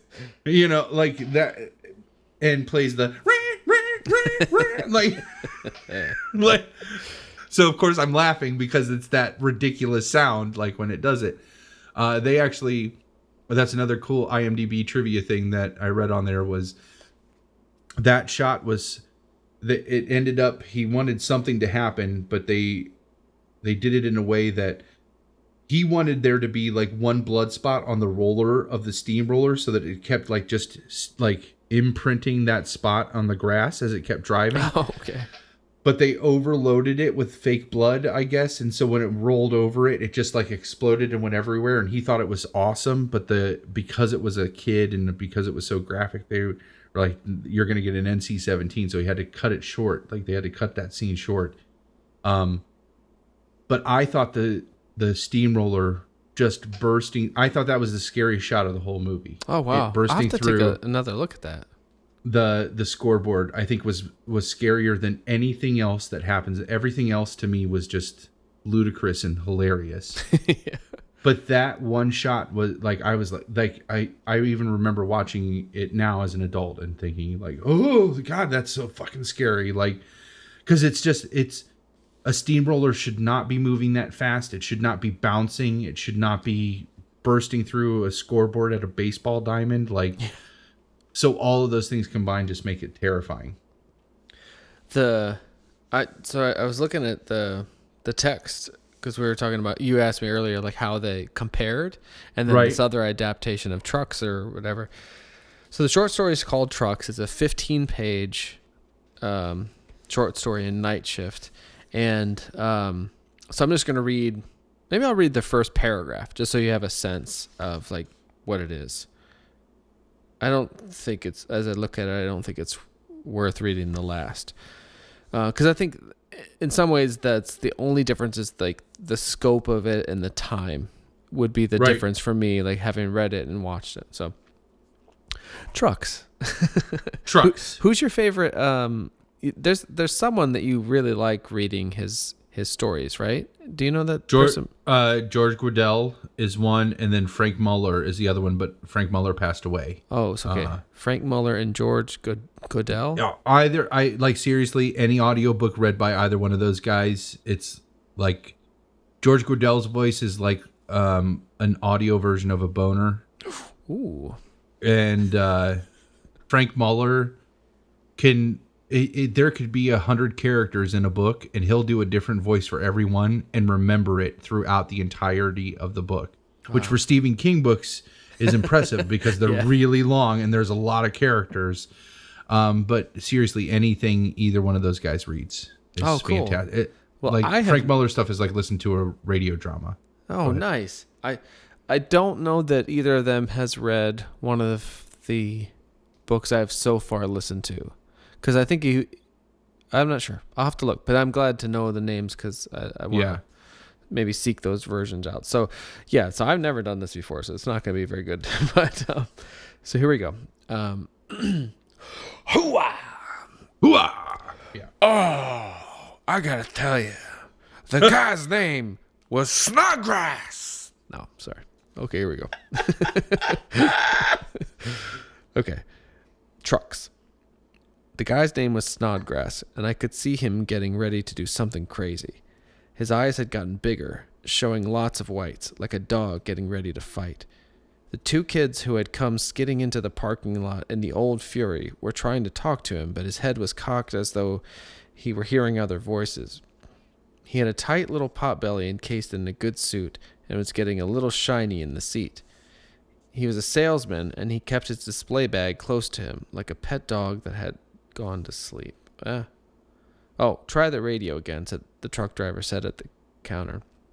So anyway, really, that first paragraph sets up a character I don't think is in the movie, but they are in the diner or truck stop right from the get-go. So I think the only way that the movie differs really significantly is that it gets outside of that area, shows all those things going on, the steamroller and all that. But eventually, pretty soon they get to that truck stop, and from there, it's not that, most of it's in there, I think, and most of those characters similarly. Conversely, like the Trucks 1997 movie that I only watched a preview for has like a family, so it's like the 37 or 37. It's the 30-something guy, Timothy Busfield, has like a family, and they end up in the truck stop. I don't think there's a family in either the short story or Maximum Overdrive. No, Maximum Overdrive. The closest thing to a family, and he uses it like that outside the truck stop exposition. The bulk of that is delivered through the Little League player from like finishing up the Little League game. The coach dies from the like amazing soda, like the only soda machine in existence that has a mechanism that actually powers how the soda comes out. Yeah. Like gravity, it's like gravity can't be there's no alien presence that can make gravity go faster, right? Like propel a can out faster. So such bullshit, Stephen King. That is sloppy storytelling, Stephen King. You're insulting the intelligence of your audience, and some coked out shit. That's some coked out shit. Like, again, great representation, because it's just like, man, you know what's gonna happen now? Like, this soda machine's just gonna kill this guy. Yeah, it's interesting because it's not like what they show in the movies, which seems like a purposeful depiction of somebody going through it, but from the outside. And sometimes like they'll try to make it a subjective experience for the viewer, but I feel like, as you said, this movie is a more holistic view of not necessarily what it's like to be on cocaine, but it is something made by someone who is in that state. You have an idea of what it would be like to be on cocaine by watching this movie. Yeah, like the decisions you would make. Yes. But they tell that exposition, that outside stuff is told. Most of that is told by this kid, and that's the closest thing to a family at the truck stop, because he's trying to get to the truck stop because his dad is one of the mechanics that gets killed, that gets picked off at the truck stop. Oh, right. So I don't think so. As I'm looking at some of the character names and trying to find it in the short story, I couldn't find like Snodgrass. I think the kid's name is like Deke or something, right? But they don't deal with a lot of names in the short story. Like that kid, I think, is probably represented, but they literally call him the kid. Yeah, and that makes sense. So it felt pretty similar when I watched it, because I did watch it very soon after reading the short story, and because of that, I think the lines blur a little bit. But anyway, now seeing the preview for that other Trucks movie with essentially it looks similar without all of the things that I think we would say are awesome about this one. Yeah, and then that family angle. The only other thing I wrote down about the trailer is the kind of closing moments, and they say, I wish I knew the name of the dude that read all the trailer. You know, it's like, in a world, like that guy. Oh yeah, that guy's name is easy. Do you know to his find name? though. Have you ever seen that movie In a World? It's called that, and it's about a girl who No. might be. Oh, it's a very fun little movie. I wish I knew the actress's name. But it is about not the act, because it might acknowledge the existence of the actual dude who does this. But it's a young woman who wants to get in that business, and I think her dad is the premier guy who does the voices for movies, and she wants to be in that world. It's very funny, and I would recommend it. It's called In a World. Don LaFontaine is that guy's name. God, I almost feel like Here is on his Google card that came up. Other names. great name. Like Don LaFontaine is already an amazing name. But here's his other name: Thunderthroat, the voice of God, the king of movie trailers. That's this guy's name. Shit. Yeah. I don't know why I keep asking you, like, who's the best fucking at reading things? And then I'm like, okay, I'm going to read something poorly. No. Oh my God. Now I'm curious. I got to look up quick if it's actually him in that movie. It might be. He worked. That name sounds man familiar. worked. He was active from 1962 to 2008. That's outrageous. Oh no, he's not in the movie. Okay, it's some kind of approximation, but I do recommend that film. It's fun.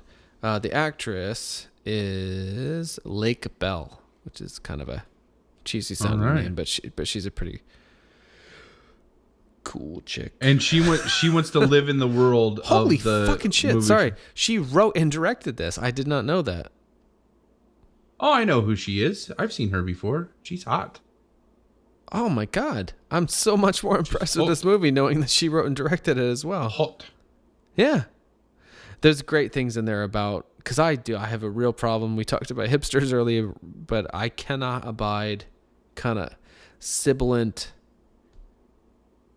It's usually women who do it, but it's not exclusive to women. But if there's a kind of people with a lot of sibilance, I can't even do it. I can't do it. But she does a wonderful imitation. She sort of like yells at this young woman. She's like, don't fucking talk like that. Anyway, good movie about voiceover artists. And now I'm going to read the voiceover that is at the end of the 1997 Trimark Pictures release of Trucks. You're about to reach the end of shit. Hold on. You're about to reach the end of the line. Trucks, a thriller without brakes. That's all you need to know about that. Oh, no, that's so terrible. Yeah, I have no desire to see that. I don't want to taint it as terribly awesome. Sorry, I just clicked back over to see this. The picture you sent me of Lake Bell. Oh shit, Lake Bell. Yeah, that's go. Lake Bell, huh? Let's resume this later. Wow. Yeah. Just look up Lake Bell Esquire. Everyone send Palmer your welcome or thank you emails. Yeah. Wow. And the big crap. ones. Yeah, it's crazy, right? Jesus. What goes on? Sorry. I don't know. I wasn't prepared for that. So, all right. I almost want to watch Trucks just to see. I feel like, because this is going to sound like that Maximum Overdrive was not an honest take at trying to adapt that short story into a movie. I think it was an honest attempt. But I feel like Trucks is like, no, we're going to take this seriously, And I think that would ruin everything that's awesome about Maximum Overdrive. In a way, that was my hope, that it would be a more quote-unquote honest adaptation.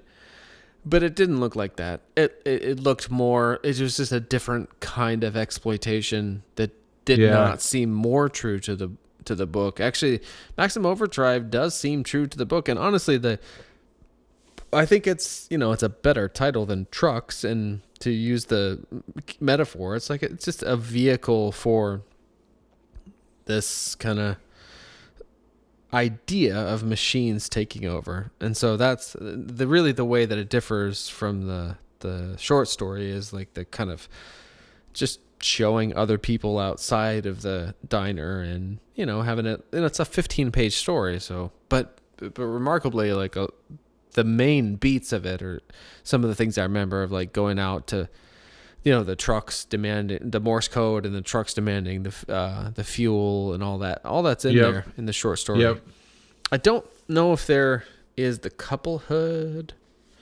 There isn't the thing about like the Estevez character being what was he on? Not a parole, but an ex-con probation. Or something. Probation. Yeah, he was on probation, but it was there was the implication there that he was not like, he took a high road somewhere and was like kind of, the probation was unfair, or he stole because he was hungry, or he was trying to feed somebody or something like that. Yeah, the noble. Like, yeah. Oh my like God. he was a noble thief. It's funny because I have a note on here that because they tried to set up his boss, the owner of the truck stop. Is that Pat Hingle, like Commissioner Gordon? Oh my God. I have so much to say about Pat Hingle. I had no idea. I always just thought of like, this is Commissioner Gordon. I want him taken alive. But like, holy shit, is he awesome in this? and his character's kind of a sleazebag. And the way that they show that he's a sleazebag is because he has graciously allowed Emilio Estevez on probation to work at his truck stop. And the reason that he is so lucrative is because all of the punch cards that have stars on them are parolees. Right. Yes. And he makes all of them clock in and out so that they don't get paid for all of the time that they're there. And I actually wrote this note too, where it's like, the shady truck stop owner is only asking Emilio Estevez to put in an hour of extra unpaid time. Is that really worth it? Like, you would think it would just be like, tomorrow you're going to call in sick, but you better show up for that 12-hour shift. Like, that would be like way more worth it than like, you're going to work an extra hour. I know. For free. Like, I know. Like if I'm going to commit a crime, like forced labor, right? It's gonna be worth it. Not just something it could be a clerical error of 1 hour. Like, you're gonna work 60 hours this week, and I'm gonna pay you for 10. Like, that reminds me though. It's smart. And this is kind of an oxymoron. My example of why it's smart, but. Because what it reminds me of is Joe Pesci's speech from Lethal Weapon 2, where he says, like, I was scamming those drug guys for months. Who's going to miss $20 here, $30 there? Danny Glover goes like, drug dealers. He's like, yeah, that's right, they did.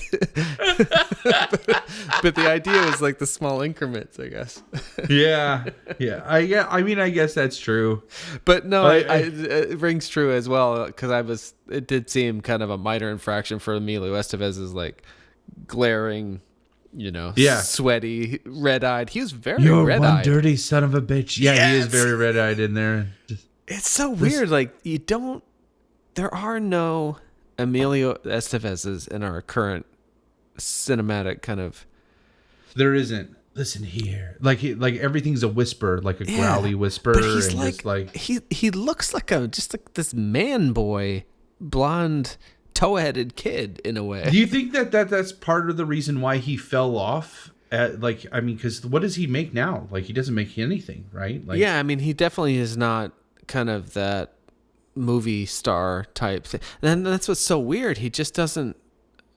I can't quite articulate it, and it's even kind of. I mean, it's like the difference between him and Bender in The Breakfast Club. Like, Yeah. not that Judd Nelson is still playing those kind of lead roles, but I do feel like Hollywood favors dark and brooding over like blonde and brooding somehow. No, and that's like the point is that I was wondering was, he all the way up to like the Mighty Ducks or Men at Work, right? Oh yeah, I just recently got Men at Work on DVD.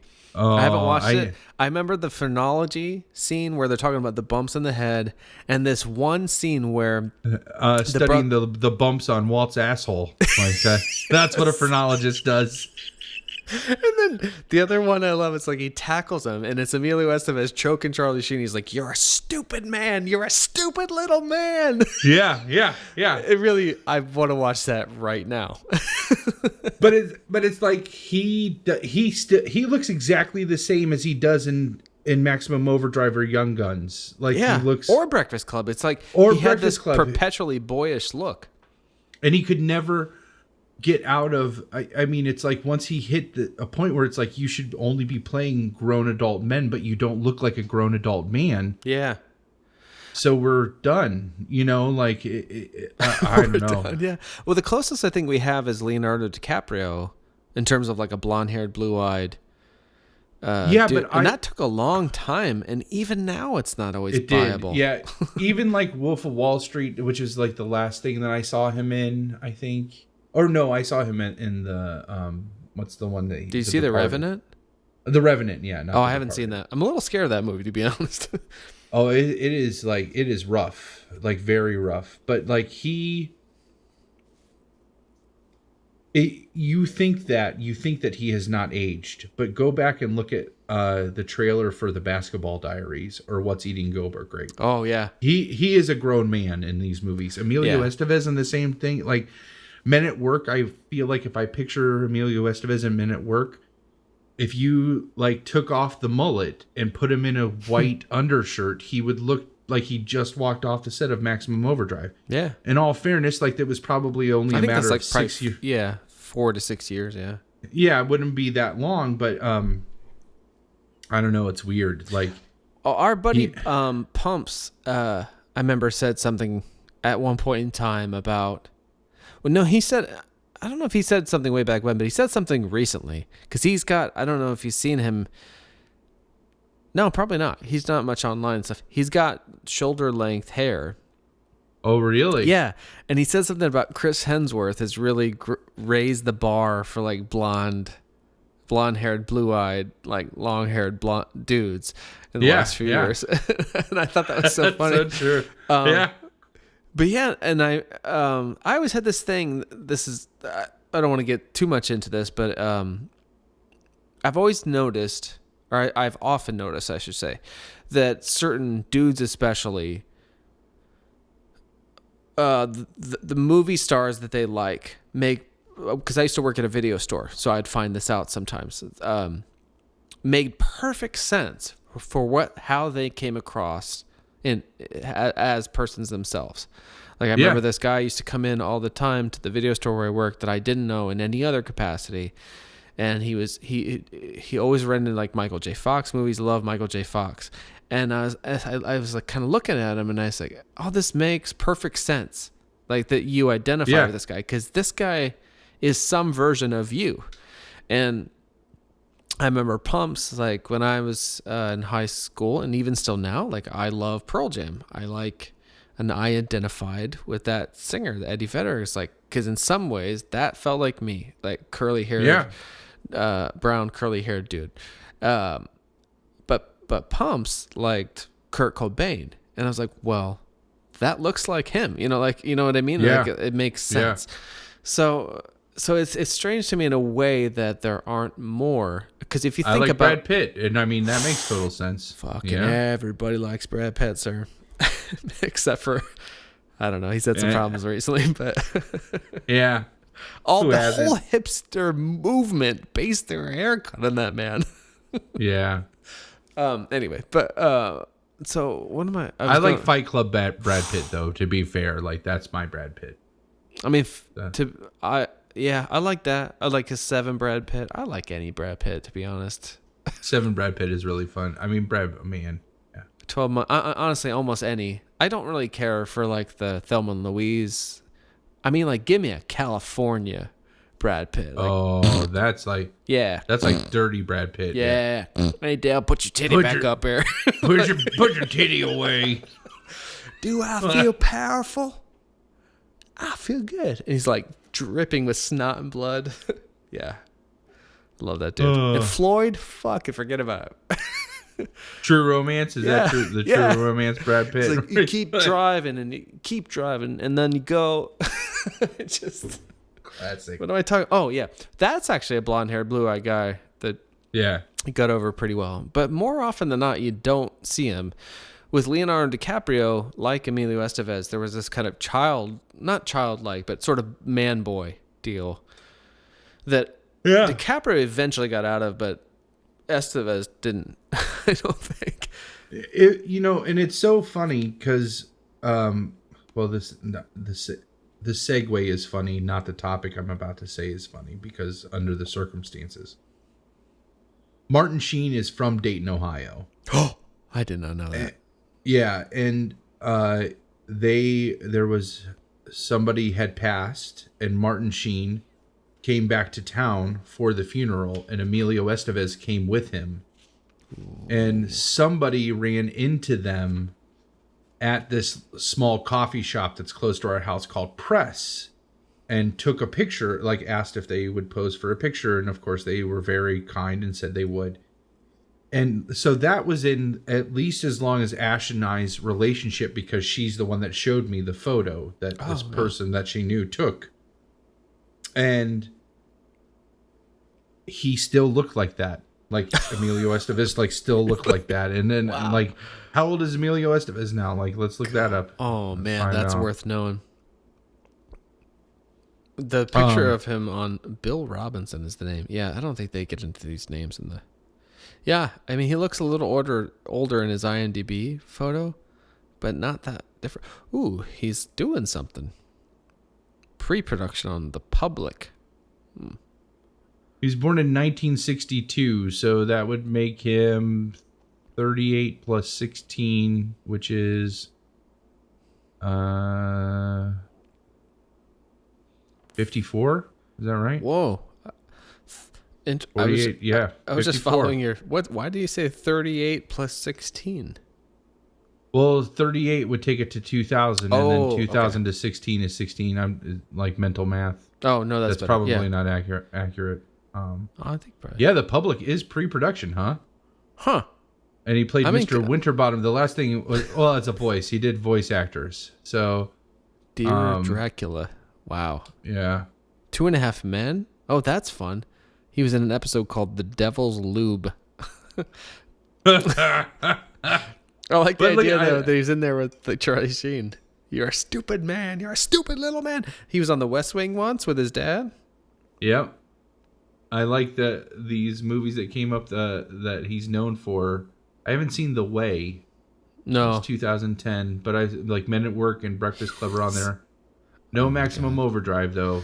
That should be on there. That's a crime because or Young Guns. Like, that's the one that I think should be up there.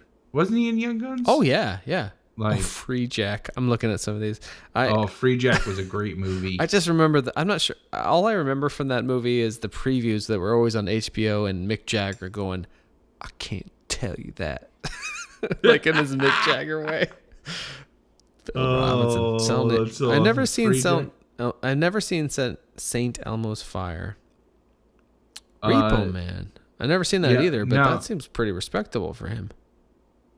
Repo Man is a really good cult movie. Yeah, that's Alex Cox, I think. He's the dude who made Sid and Nancy, if I'm not wrong. Yeah, that movie's great. I like that one a lot. Holy shit, he's like the lead guy in that?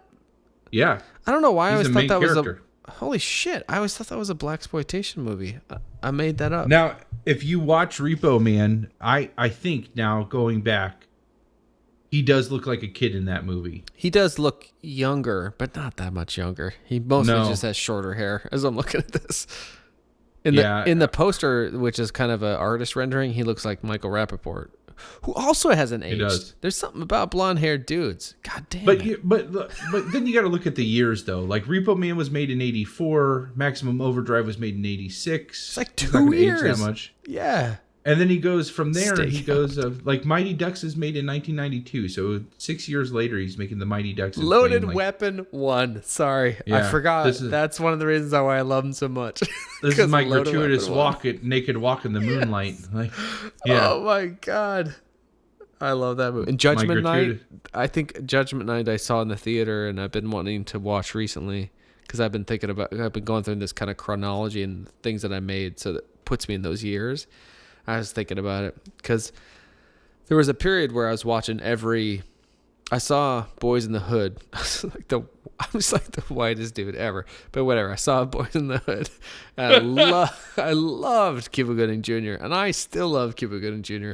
But for a minute, I watched every Cuba Gooding Jr. movie as they came out, and that was one I've been wanting to see again because it's a bunch of dudes in a small space. What's the synopsis? But it's like Emilio Estevez, Cuba Gooding Jr., Stephen Dorff, who I kind of like, and Stephen Dorff, yeah. and the bad guy is Dennis Leary. 4 friends on their way to a boxing match get caught in heavy traffic, so they take a shortcut in order to get there faster. Unfortunately, it leads them to witnessing a murder, which leaves them running for their lives. I think I've seen that movie.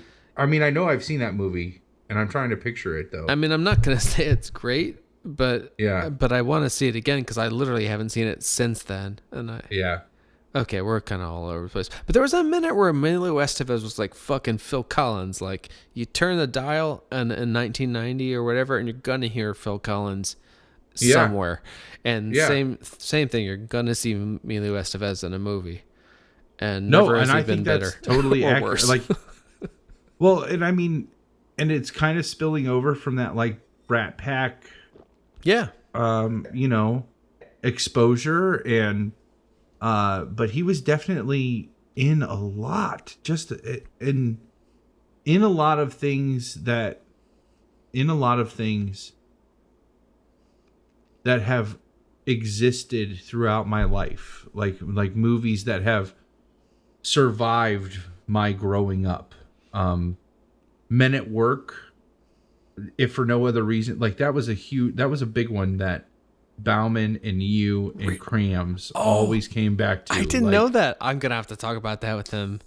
Krams is working on something else with me right now. I'm gonna hit him with Men at Work. Oh my God, I can't wait. I want to say I know that was a recurring thing. And like my mom and I liked Men at Work a lot. We were just really blown away. The movie is just so fantastic. He That played one is so James great. St. James in that movie. That's the name of the character. So awesome. Holy shit. But let's wrap up this Maximum Overdrive. Oh my God. talk Or in this at least episode. get into it. or at least get into it. Yeah, it's just like so. He directed it. Sorry. Dude wrote and directed Men at Work. Emilio Estevez did. Oh, that makes so much sense. Holy shit. He's my new, like between that and this movie and Loaded Weapon. Okay, I want to read a quick quote because it's a non sequitur in some ways because it's not really. I think it's happened during the opening scenes of just like shit going on because I have this note written about watermelons flying through the tennis shorts. I don't know that. This is why I should type things. But then it says, quote, "You goddamn stupid asshole. Can't you see we've got a situation here?"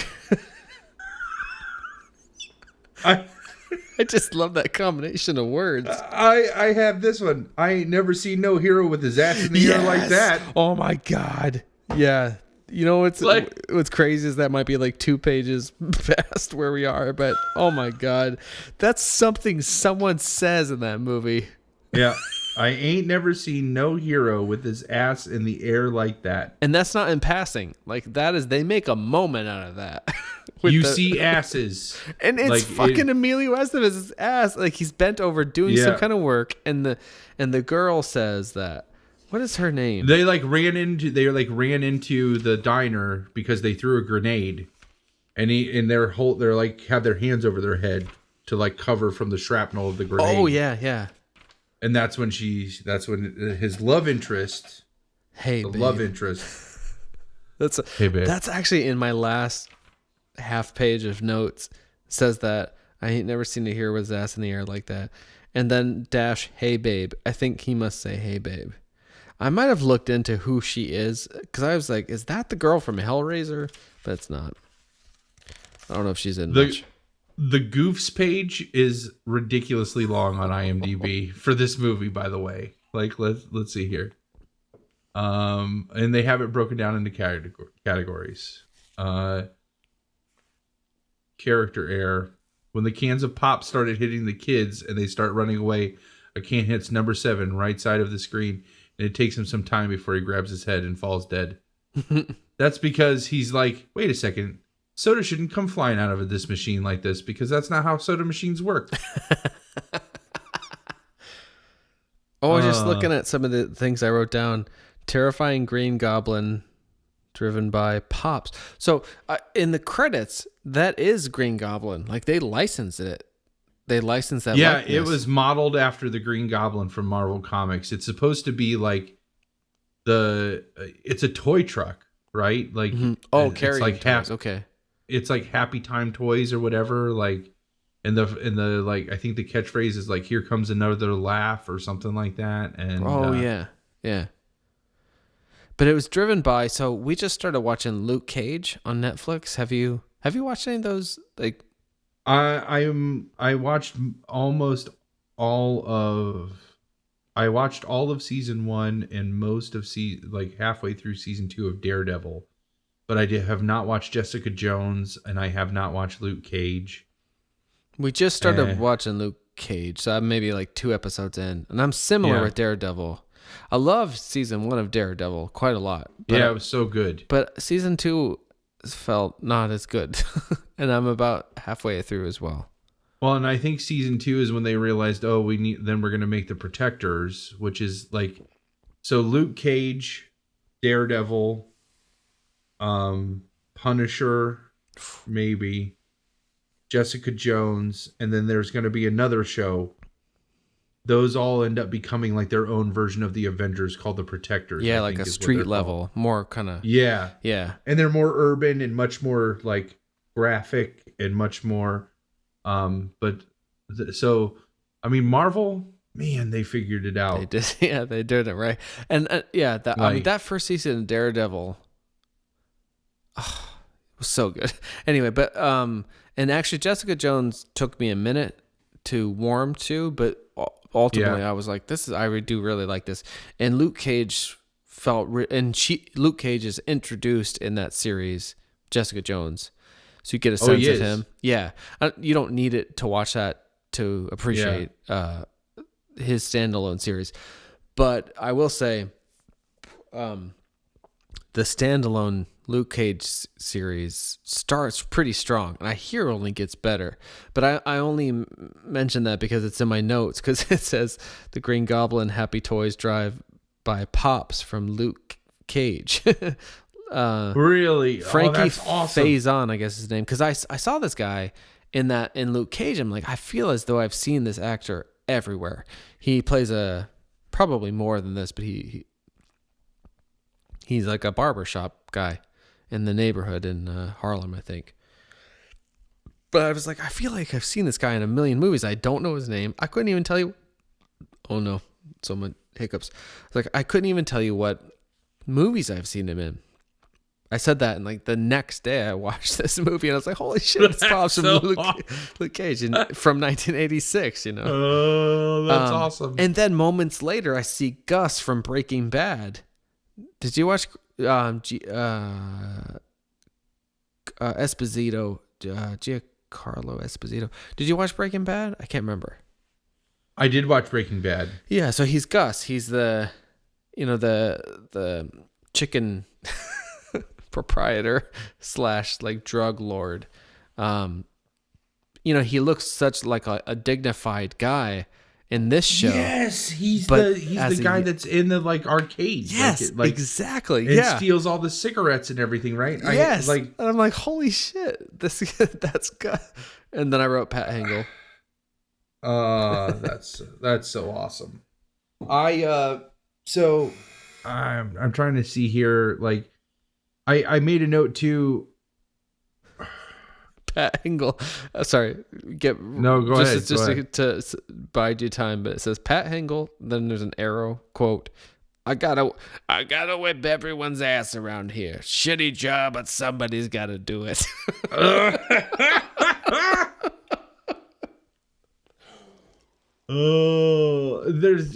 There's just a lot.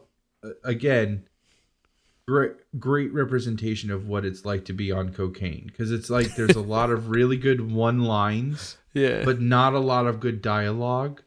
There's a lot of really good one scenes, but it's really hard for them to come together as like one whole movie. You know, like it feels really disjointed when you see them all together. Yeah. It's so frustrating. I think the licensing with the have you noticed like the modern cover for Maximum Overdrive is not the Happy Time toy truck like that? Oh no, is that what the like video box was? Originally, I remember it being like you could see it was Emilio Estevez with the truck behind him, and now it's just a plain generic semi, and it must be because they don't have the licensing anymore. That would make sense. Use that Green Goblin image. I noticed. I see it. I do remember this video box. I looked it up, and it does show the Green Goblin thing, and Estevez with some kind of gun or something above it. Oh, you know, it's funny. Like when I do the image search, Legend of Billie Jean is in there. Oh man, I always just think I've never seen that. Maybe I've seen that movie. What I associate great classic '80s movie, TriStar. Yeah. What I associate with it is a woman with her top off, but jeans on. Does that happen in that movie? Am I making that up? You don't see any nudity in that, I don't think. Okay, yeah. I must have just invented that for some reason. Like the bride will be changing. I'll be like, the Legend of Billie Jean. If she's ever like just topless with her jeans still on. Maybe when they're swimming in the river at the beginning of the movie, because that's where they get that picture from. Yeah, maybe you might be right. No, I'm gonna. Sorry. Fair is fair. That's what. I feel like in the '80s there was this like the like popular '80s movies, you know, like Christian Slater's in that. Sorry, that's Helen Slater, of course. I recently, when Mr. Robot came out, I was like, I could definitely name 20 Christian Slater movies, and at great distress, I came up with 19. Shit, this is my 20th, but I didn't do it on my own. Holy shit, this is some hot looking. What about Gleaming the Cube? Did you list Gleaming the Cube as one of that? Yeah. Oh, you're crazy. Fantastic. Yeah. Yeah, but you think, like, I thought for sure, no problem, 20 Christian Slater movies, but 19 was where I capped.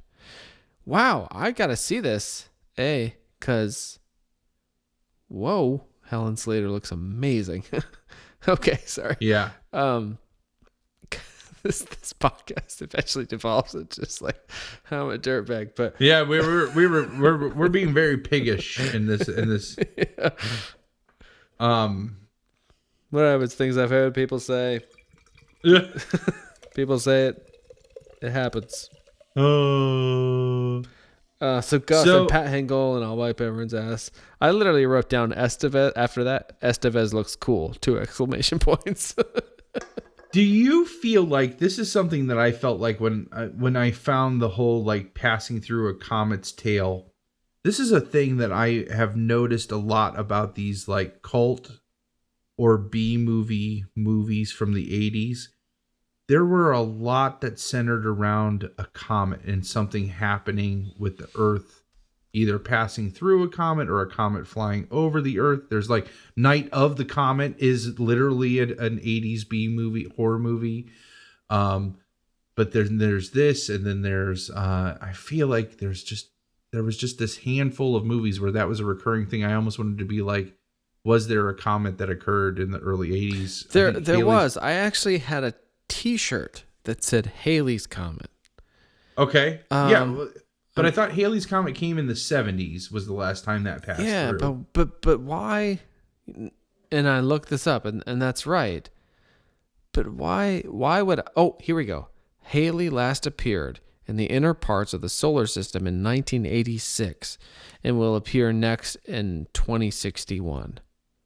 Okay, well, there you go. So 1986, I guess that makes that, there it is. Yep. So maybe it would have been big talk. I just remember there being a lot of cultural references in the 80s to comets and like what the results of like what that might entail. I knew it must have been that because I was so I couldn't tell you any other t-shirt I had in 1986, you know? Yeah. Last appeared in the inner parts. Oh yeah.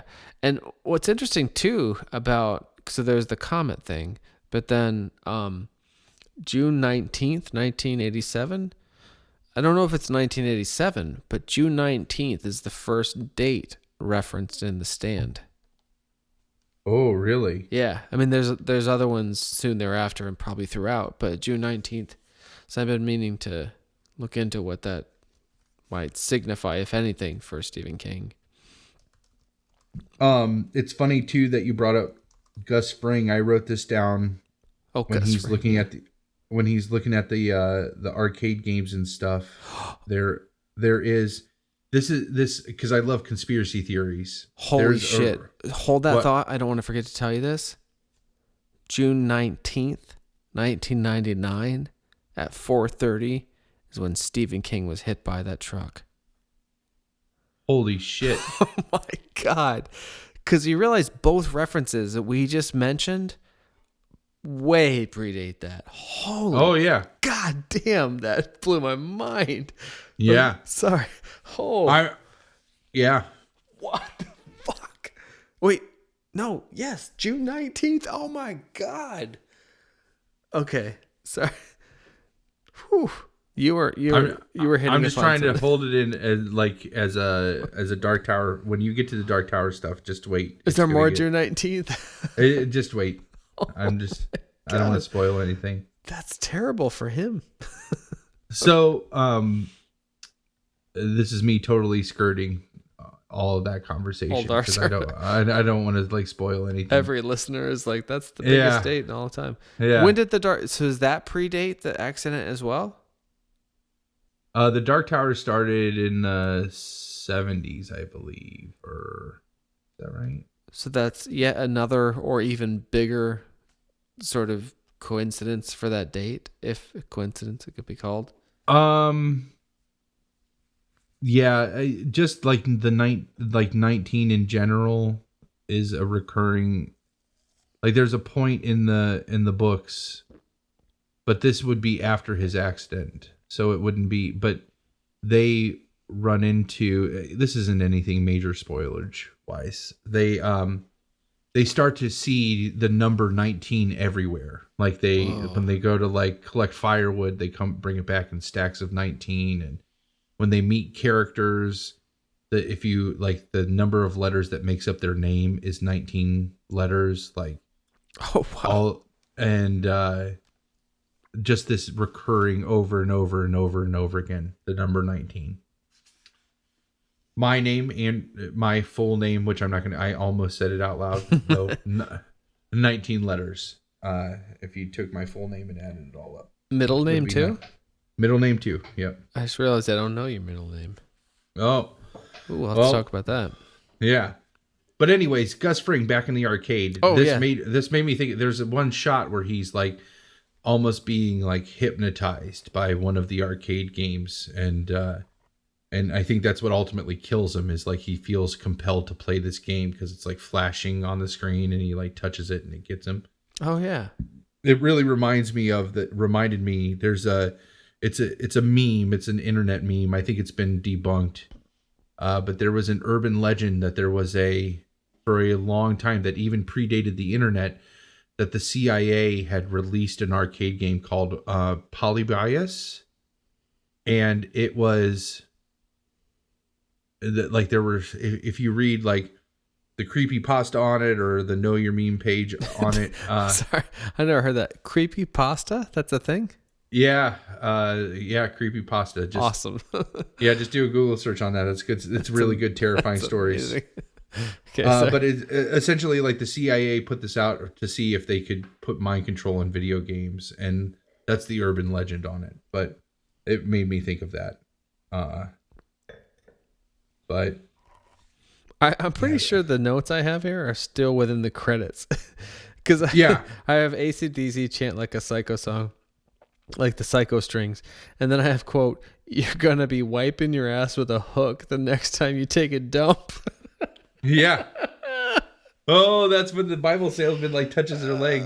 The next one I have, oh God, that's kind of terrifying, is Marla Maples, all caps, question mark, exclamation points. Because that's Donald Trump's ex-wife. Yeah. Is she in that?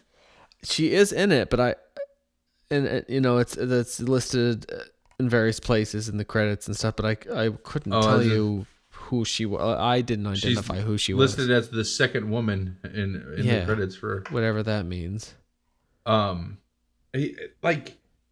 This movie is so great. I also noticed too, like, Emilio Estevez's character. Right now I'm listening to Under the Dome.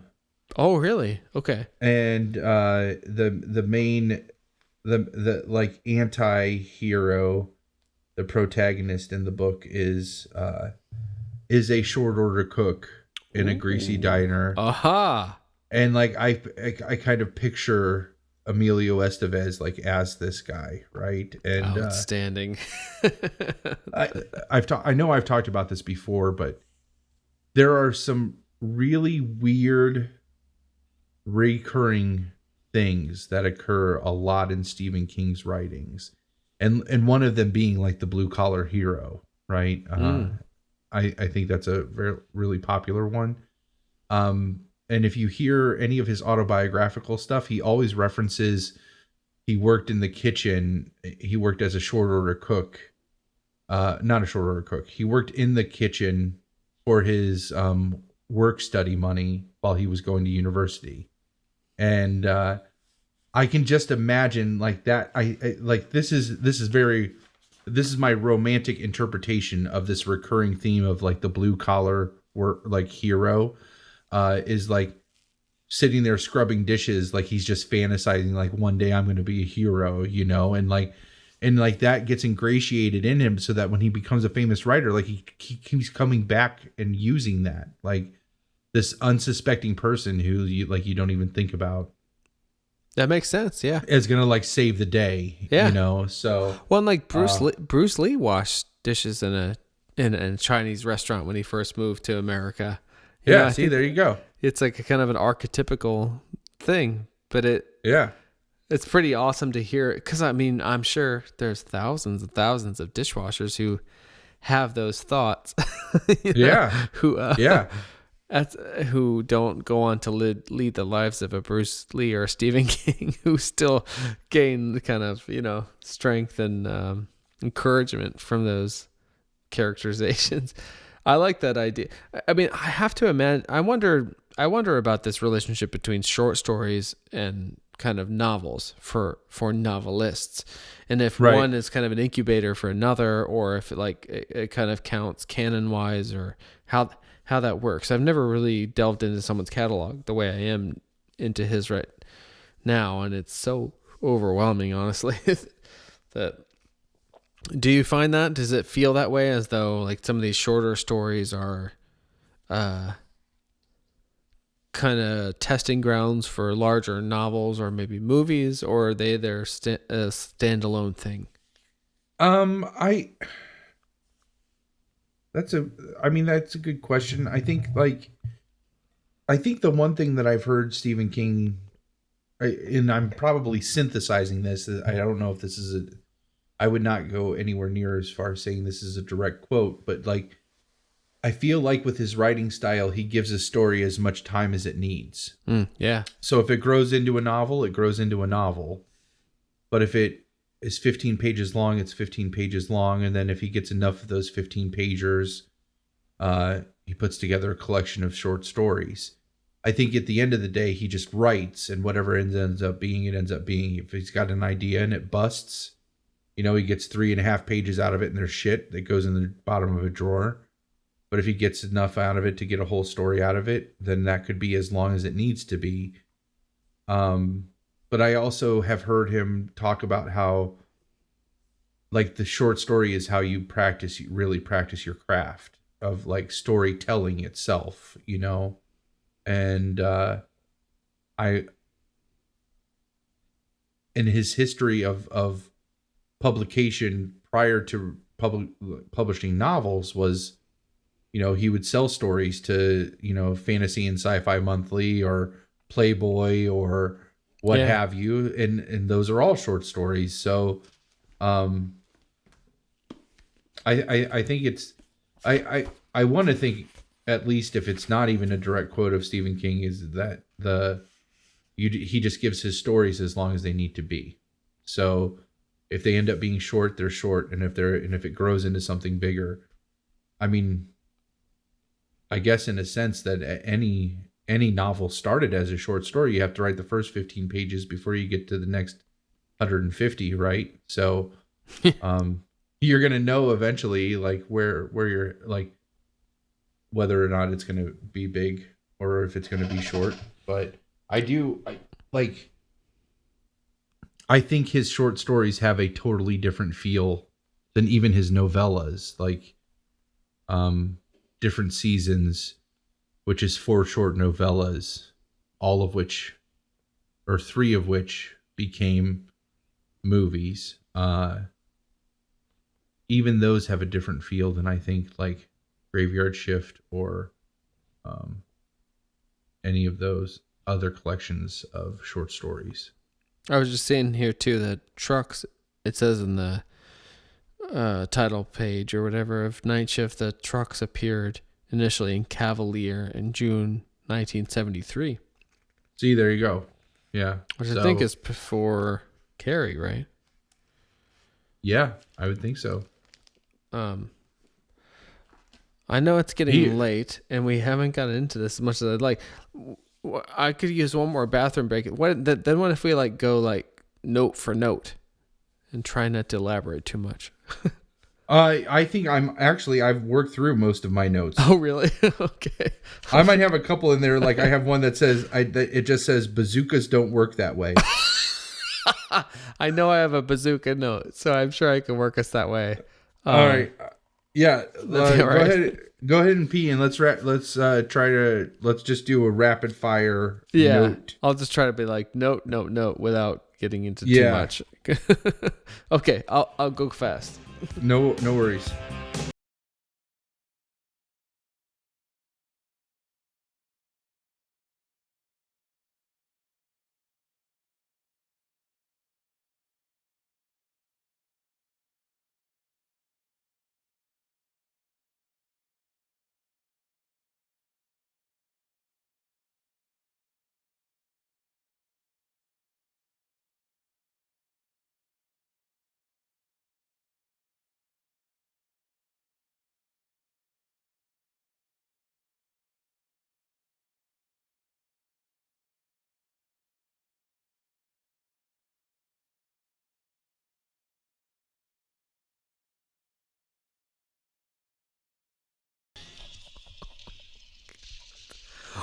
Oh no.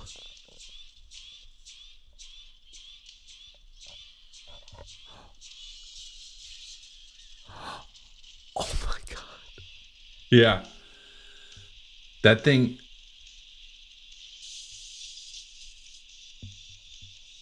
Oh, it is terrifying. Like it's not that even is upsetting. But it's not the actual like where he's running over the person. That's not great.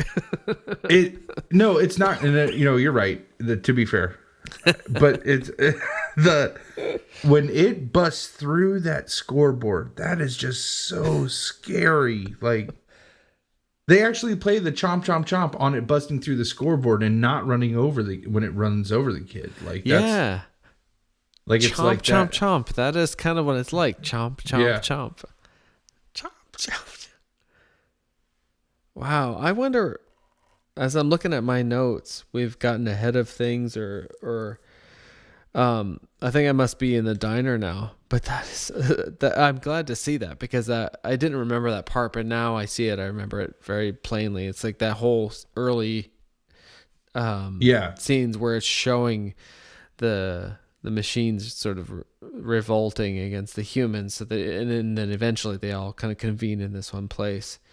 It's sort of interesting, like as I think about it, it's a time-honored tradition of like putting a bunch of people, different people, in a small space for them to kind of just collide against each other. You know, it's like 12 Angry Men or this or Lost on an island. You know, it's like you get different people and they have to kind of, I don't know, rally against a larger threat.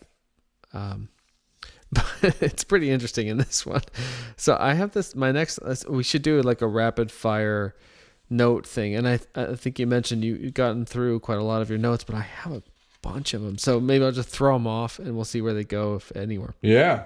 No, let's hear them. Because I write mine down by hand because that's how I can do it a little faster. And I'm actually surprised at how well I can read most of it. But so it takes me forever sometimes to watch these movies. Took me a couple days. Do you pause while you make the notes? Like, do you pause the movie? I think I do have to, not every single time, but if I start to feel as though I'm missing something, I do. So that does take me longer sometimes. I remember watching this one over two days because of that. So it just says, girl says, quote, "You ever see that much nothing at 10:30 in the morning, hero?" With AC/DC blues music playing in the background. Yeah, like all of her lines, you can tell very much that a man wrote all of these women's lines. It's true. Because they're all lines that as a man you want to hear a woman say to you, but a woman would never actually say. Like all this hero talk, I can tell you that's not in the short story. No, and it like, yeah. Laura Harrington is her name, and she plays Brett, which is a sexy girl's name. Yeah. I'm trying to find, she doesn't even have a picture on IMDb. Holy cow. So she's known for this, What's Eating Gilbert Grape? I know that movie. And speaking of Leonardo DiCaprio earlier, The Devil's Advocate. Holy shit. I feel as though I should know her better, but she's so young in this compared to those other. Who is she in What's Eating Gilbert Grape? That I is couldn't a even good picture. Yeah, I know. I can't either. Yeah, because there's... Oh, God, I love that movie. Amy Grape. She's the sister. What?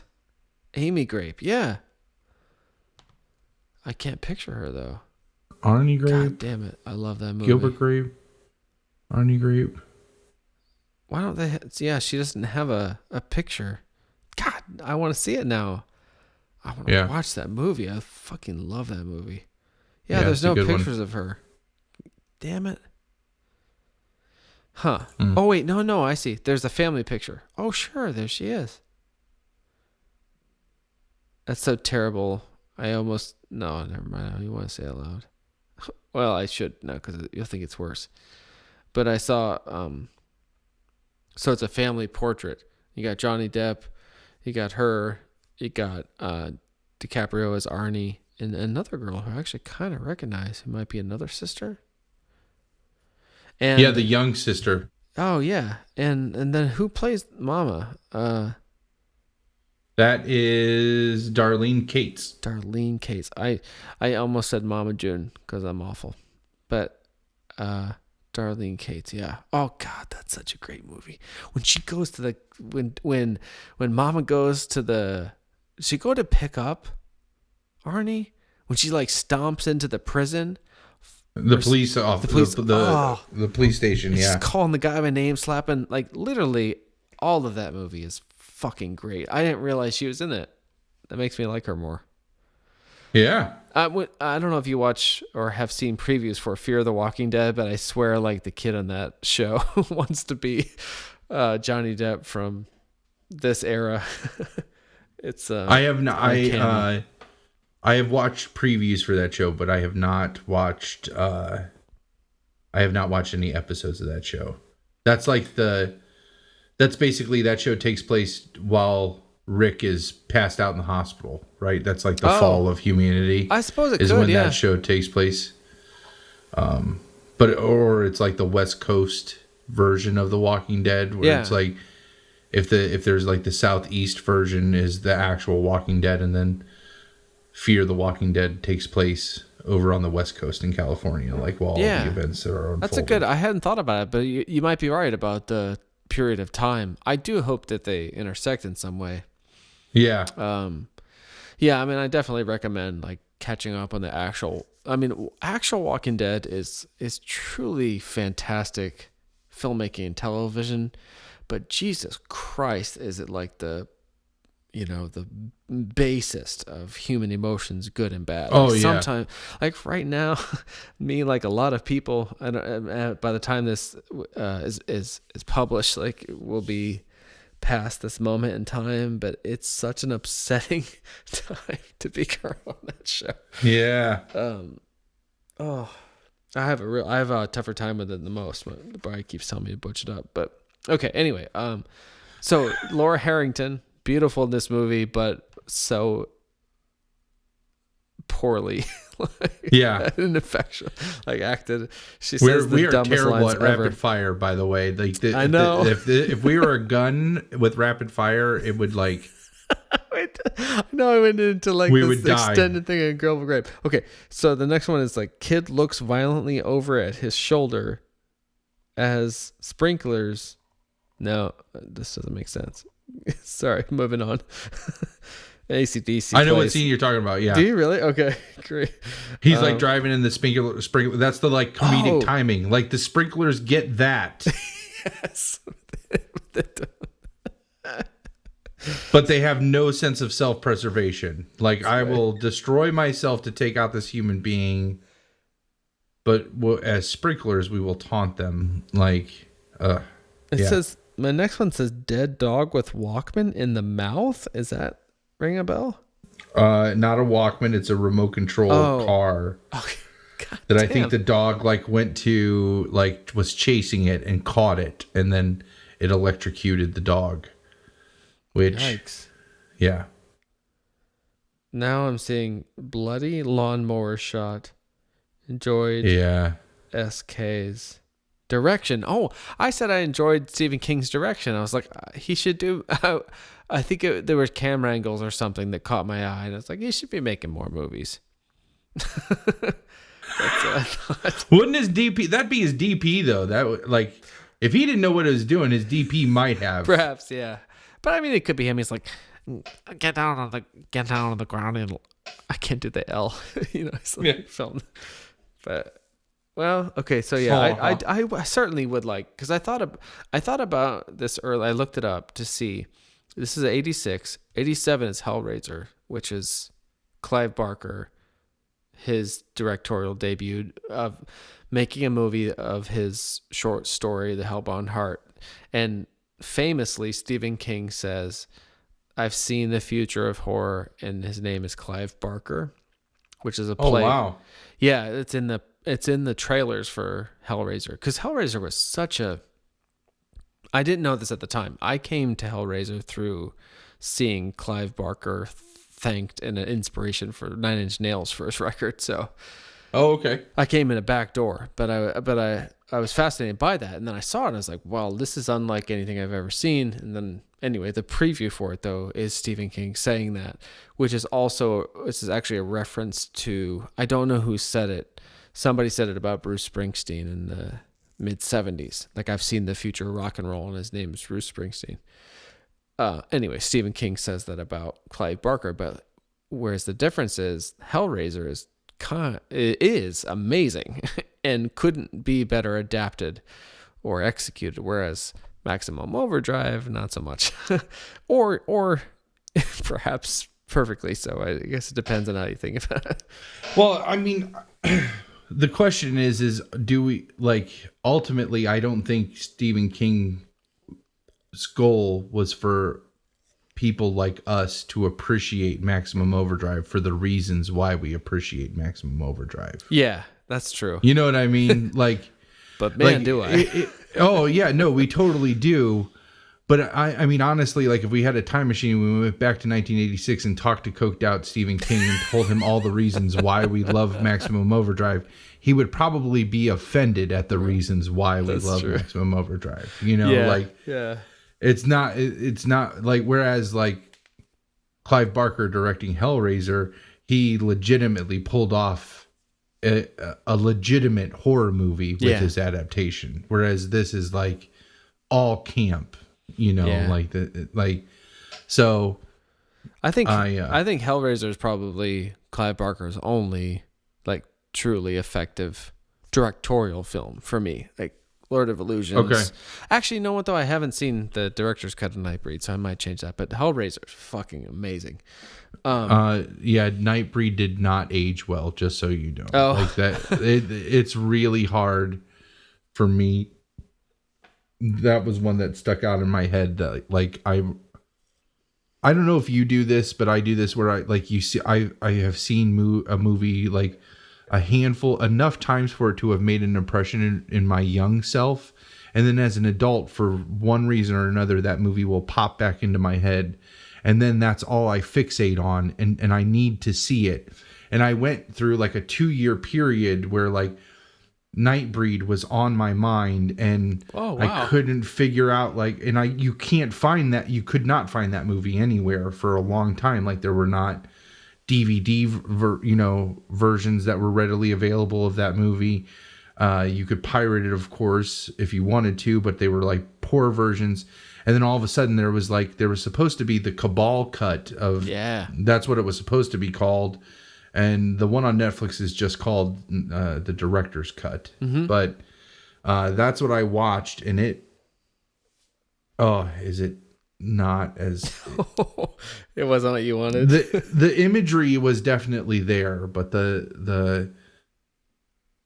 I just chalked up to the fact that I couldn't understand the story because I was a kid. Like I didn't get all the nuances of the story. And as an adult, I'm like, no, it's because it's just not told very well. So I haven't seen it yet, but I would definitely check it out. I actually had I had a VHS of it that had an intro by Clive Barker, and he was surrounded by some of the Nightbreed sort of makeups as like busts, and he had I remember this. Do you know what I'm talking about? He had a spiky haircut, not a flat top, but a spike. I don't know if you remember the difference. I literally had the same haircut as Wise No, and it was like, it was a bad haircut, but anyway, so he had this like incredibly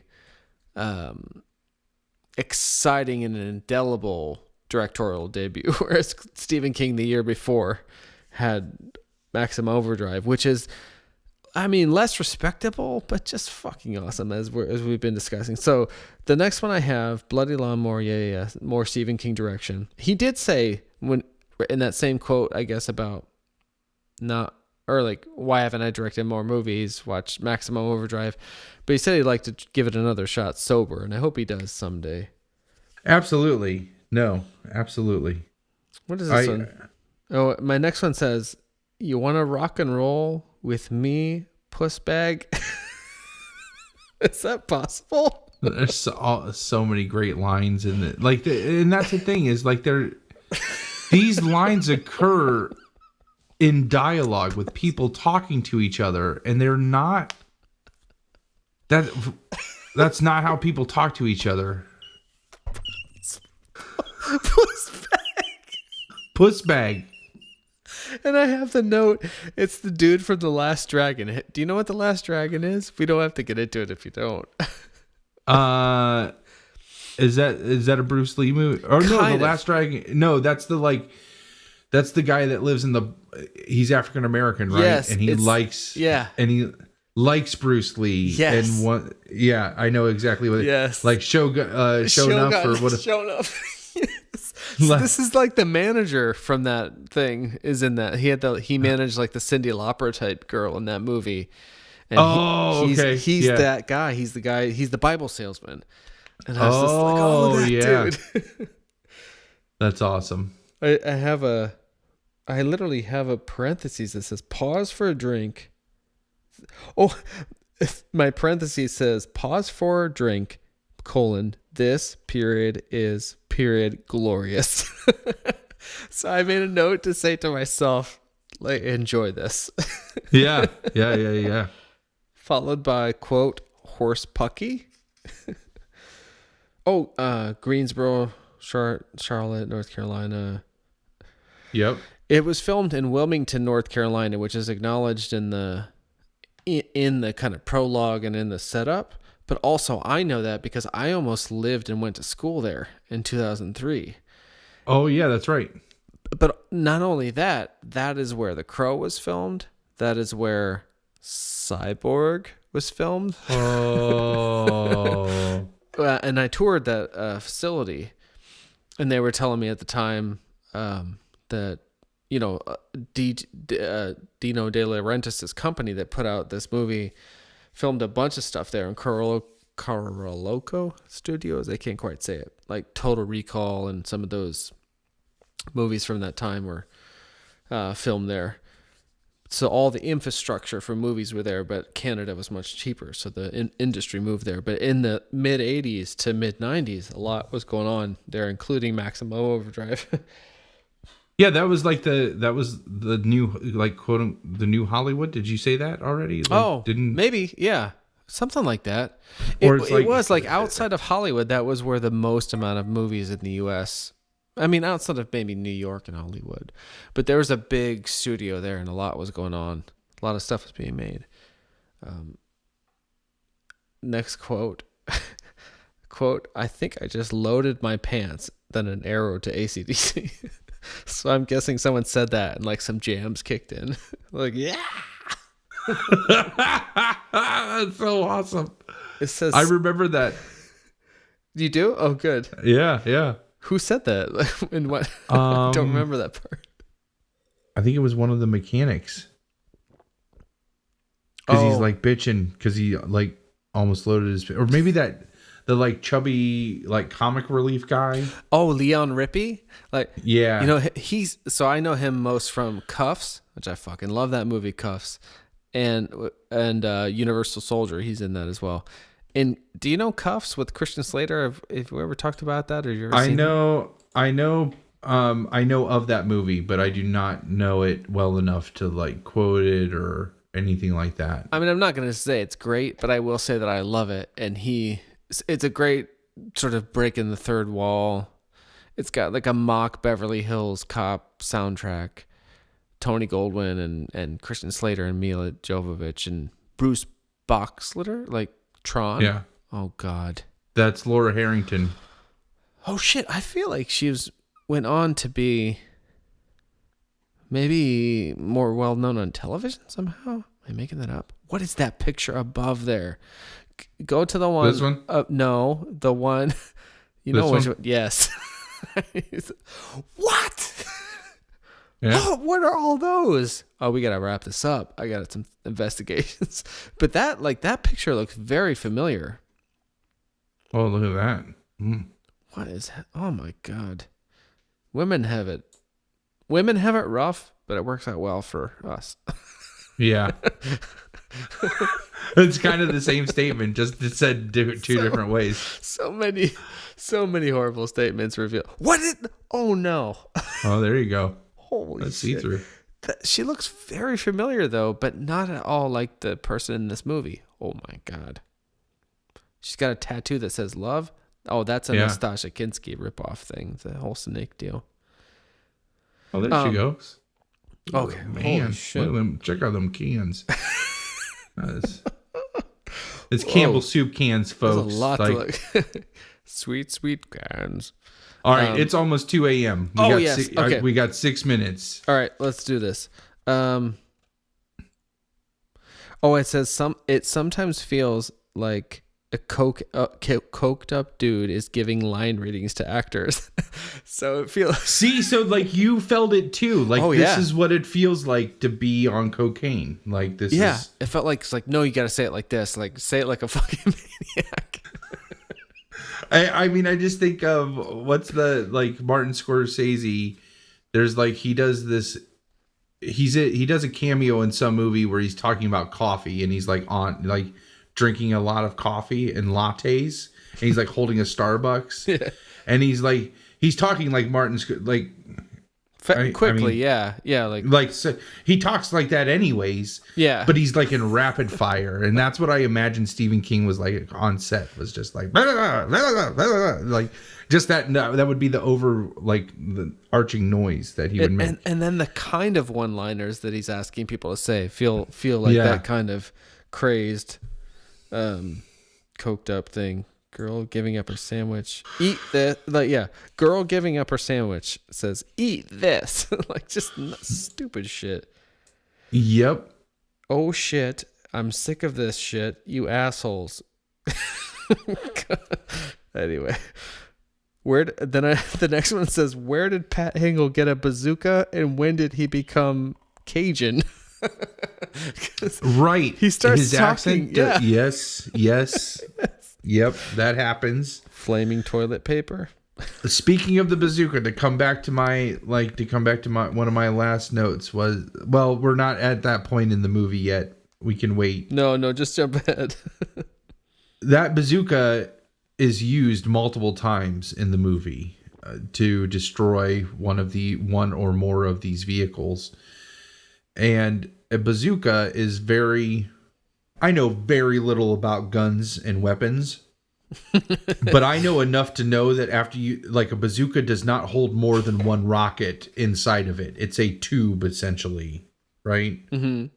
And there is a scene. It's when Pat Harrington dies and that waitress dies in the same, in conjunction of each other. He shoots the bazooka and it never leaves his hands and then dies. And unless he loaded it with his last breaths, the waitress though runs over and picks the empty bazooka up and then runs out of the restaurant and fires it again. And and I'm just like, wait a second. That's not how that works.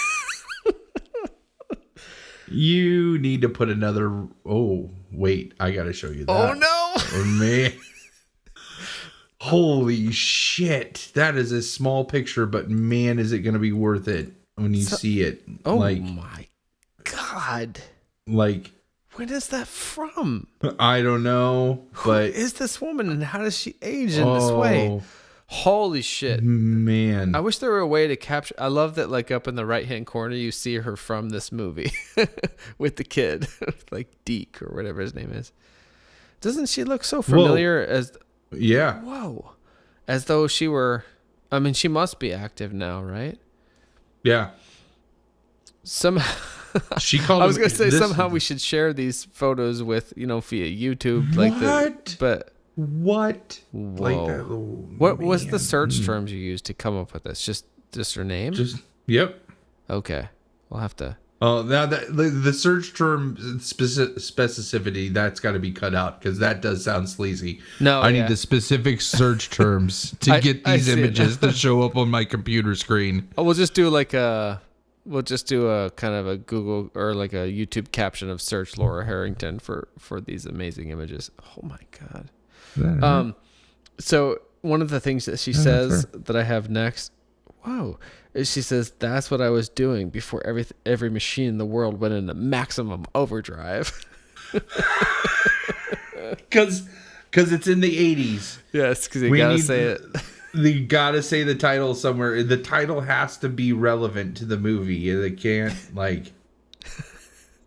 it's either a line or it's in the theme song or both. Preferably both. Yeah. Preferably both.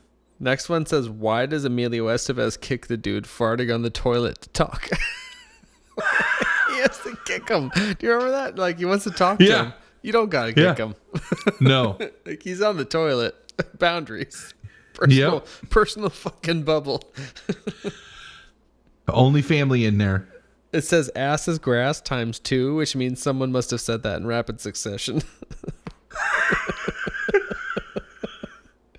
Or somebody said it and another person said it after them. Holy shit. The next one I have says, I'll tell you one thing. You sure make love like a hero. And how did that even how did it even progress to that? There was no build up. There was no even romantic interest. It was just like all of a sudden the next scene they had sex. Yeah, I mean, I guess Like they watched somebody die and she ran into his arms, and then they woke up the next morning or that night after coitus. Yeah. Coitus? In that room though, with like all of the like Playboy, 80s Bush type pinups. Yep. Like, was that his room or is that Pat Hingle's room? Like, whose room is that? And why is that? I'm sure it's not his because he just worked there, but the mechanics, I don't know. Yeah. Truckers could use that to sleep, maybe. Yeah. Like, jerk it. Yeah. That's Leon Rippey's they say room. they're in there to sleep, but that's probably what they're going to do, what they're using it for. You're not only, it says you're not only a hero, you're a genius. Like, and I just have this like circle around the word hero, and it says, why is he a hero? Yeah. Especially at this point in the movie, he hasn't done anything. Yep. And that's what, it's like, that's what his name is to her. I guess. That's all she refers to him. Yeah. Like, hey, hero, you're my hero. I know. You make love like a hero. Never seen a hero with his ass in the air like that. They're all great, like, poster titles, like taglines. This says the whole. I just was waiting for him to turn around and be like, my name's Billy, right? With his like Billy, the kid, yeah. Touche. I was trying to find his name. Let's end on that one. That was a good one, Billy the Kid. All right. I have way too many more notes on this, but we should probably call it. 2 a.m. is the Bill Robinson. His name is Billy. Yep. Fucking A. See how good I am? That's it right there. I knew. Yeah. I wish I knew the best of under the other. Oh, it literally say for those about to rock, we salute you. The horror words going tits up. The last one that I had is like the last scene of the movie, and they're going to escape, right? That seems like a good place to end, yeah. You sons of bitches, we made you. That comes up a lot. That's the waitress. She goes through that a couple times, and it's like, we made you. You should treat us better. Like, what the? Hello, lady. That's a truck. It doesn't have any feelings, obviously, other than for sure she didn't make that truck. Right. Right. So they get holed up in this. Here's the short drink. We've been on a real long walk. Oh, I just want to throw out there. I'm rolling through these. I'm almost through my notes. Emilio Estevez talking to the Goblin truck about, quote, having the best shit, practically uncut. He's talking to a truck. One, he's talking to a semi. Two, right. Just because it has a face, that doesn't mean its ears work. Yeah. That was one of the questions I had too, is when I'm watching this, I was like, how do they hear? What mechanical part actually lets them hear what the humans are saying? Because there's not even microphones in these cars. This is the 80s. They didn't have Bluetooth back then, right? Like, so what is actually hearing when the humans talk? Because at one point he's like, we don't have the power to pump the gas, and then right after he says that, and so it's not just that the trucks can hear what the humans are saying, but then they can communicate with each other because they say, we don't even have the power to to pump the fuel. And all of a sudden the lights come on and the truck stop. Like, here's the power again. There's a reason this didn't make it into a 700-page novel, because there's like no sense to this. Like, but they end. Right before the end, because it's super quick.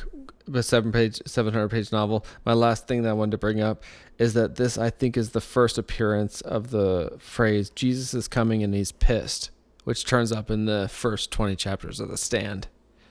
Oh, yeah. Nice. So that's why, see what I mean though about how like things like he'd like certain things and they pop up again and again. Yeah. You know what I mean? Like, so they make it away from the the truck stop. They sneak out. They're able to do that. The trucks get pissed and like destroy the truck stop. Yes. Because they're not going to get gas anymore, I guess. Who made who? Yeah. And so then they pass by a burger, like a drive-through at a burger place, right? And again, this is not how drive-throughs work. There is not a mechanical voice that feeds back your order, but it's humans are here, or like human alert or something. Like that's the equivalent of what it's saying is like humans are here. And so they kill that. Small and they get to seasoned curlies. Yeah. Take two of them and shove them up your ass. I like a half Diet Coke, half regular Coke because I'm trying to watch my calories.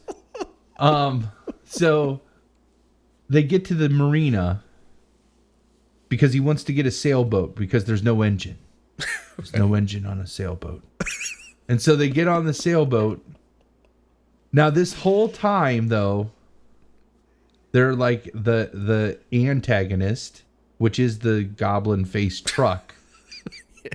They're on this is a gravel road. And that is a semi for anybody that has missed that so far. It's a semi truck with the Green Goblin's face attached to the front of it, pulling a fully loaded trailer behind it. They're just crossing the gravel road to get onto the boat. And that's when they hear. That is the stealthiest fucking semi I have ever seen in my entire life. That it was able to get less than 25 yards from them and they didn't know it. On a gravel road. So outrageous. We are not doing a good sell for this movie. I'm hoping that like people are like, it's just so good. I mean, I like to think, because I feel like I was sold on this movie from you talking about it as we have. I was like, I need to see it. I want to see it. I'm gonna love it, and I did. Yeah, no, it is great. There's no denying that. But again, you gotta know what you're in for. You gotta know what you're in for, and it's great for all the wrong reasons. Like it's like, yes. I don't know how I said it earlier, but it's like it's great in all the worst ways. So. Or it's bad in all the best ways, Yeah, both. yeah, both. So definitely check it out. This has been a long walk for a short drink. We've talked longer about this movie than I think the movie actually is. That's true. We should start doing commentaries for movies.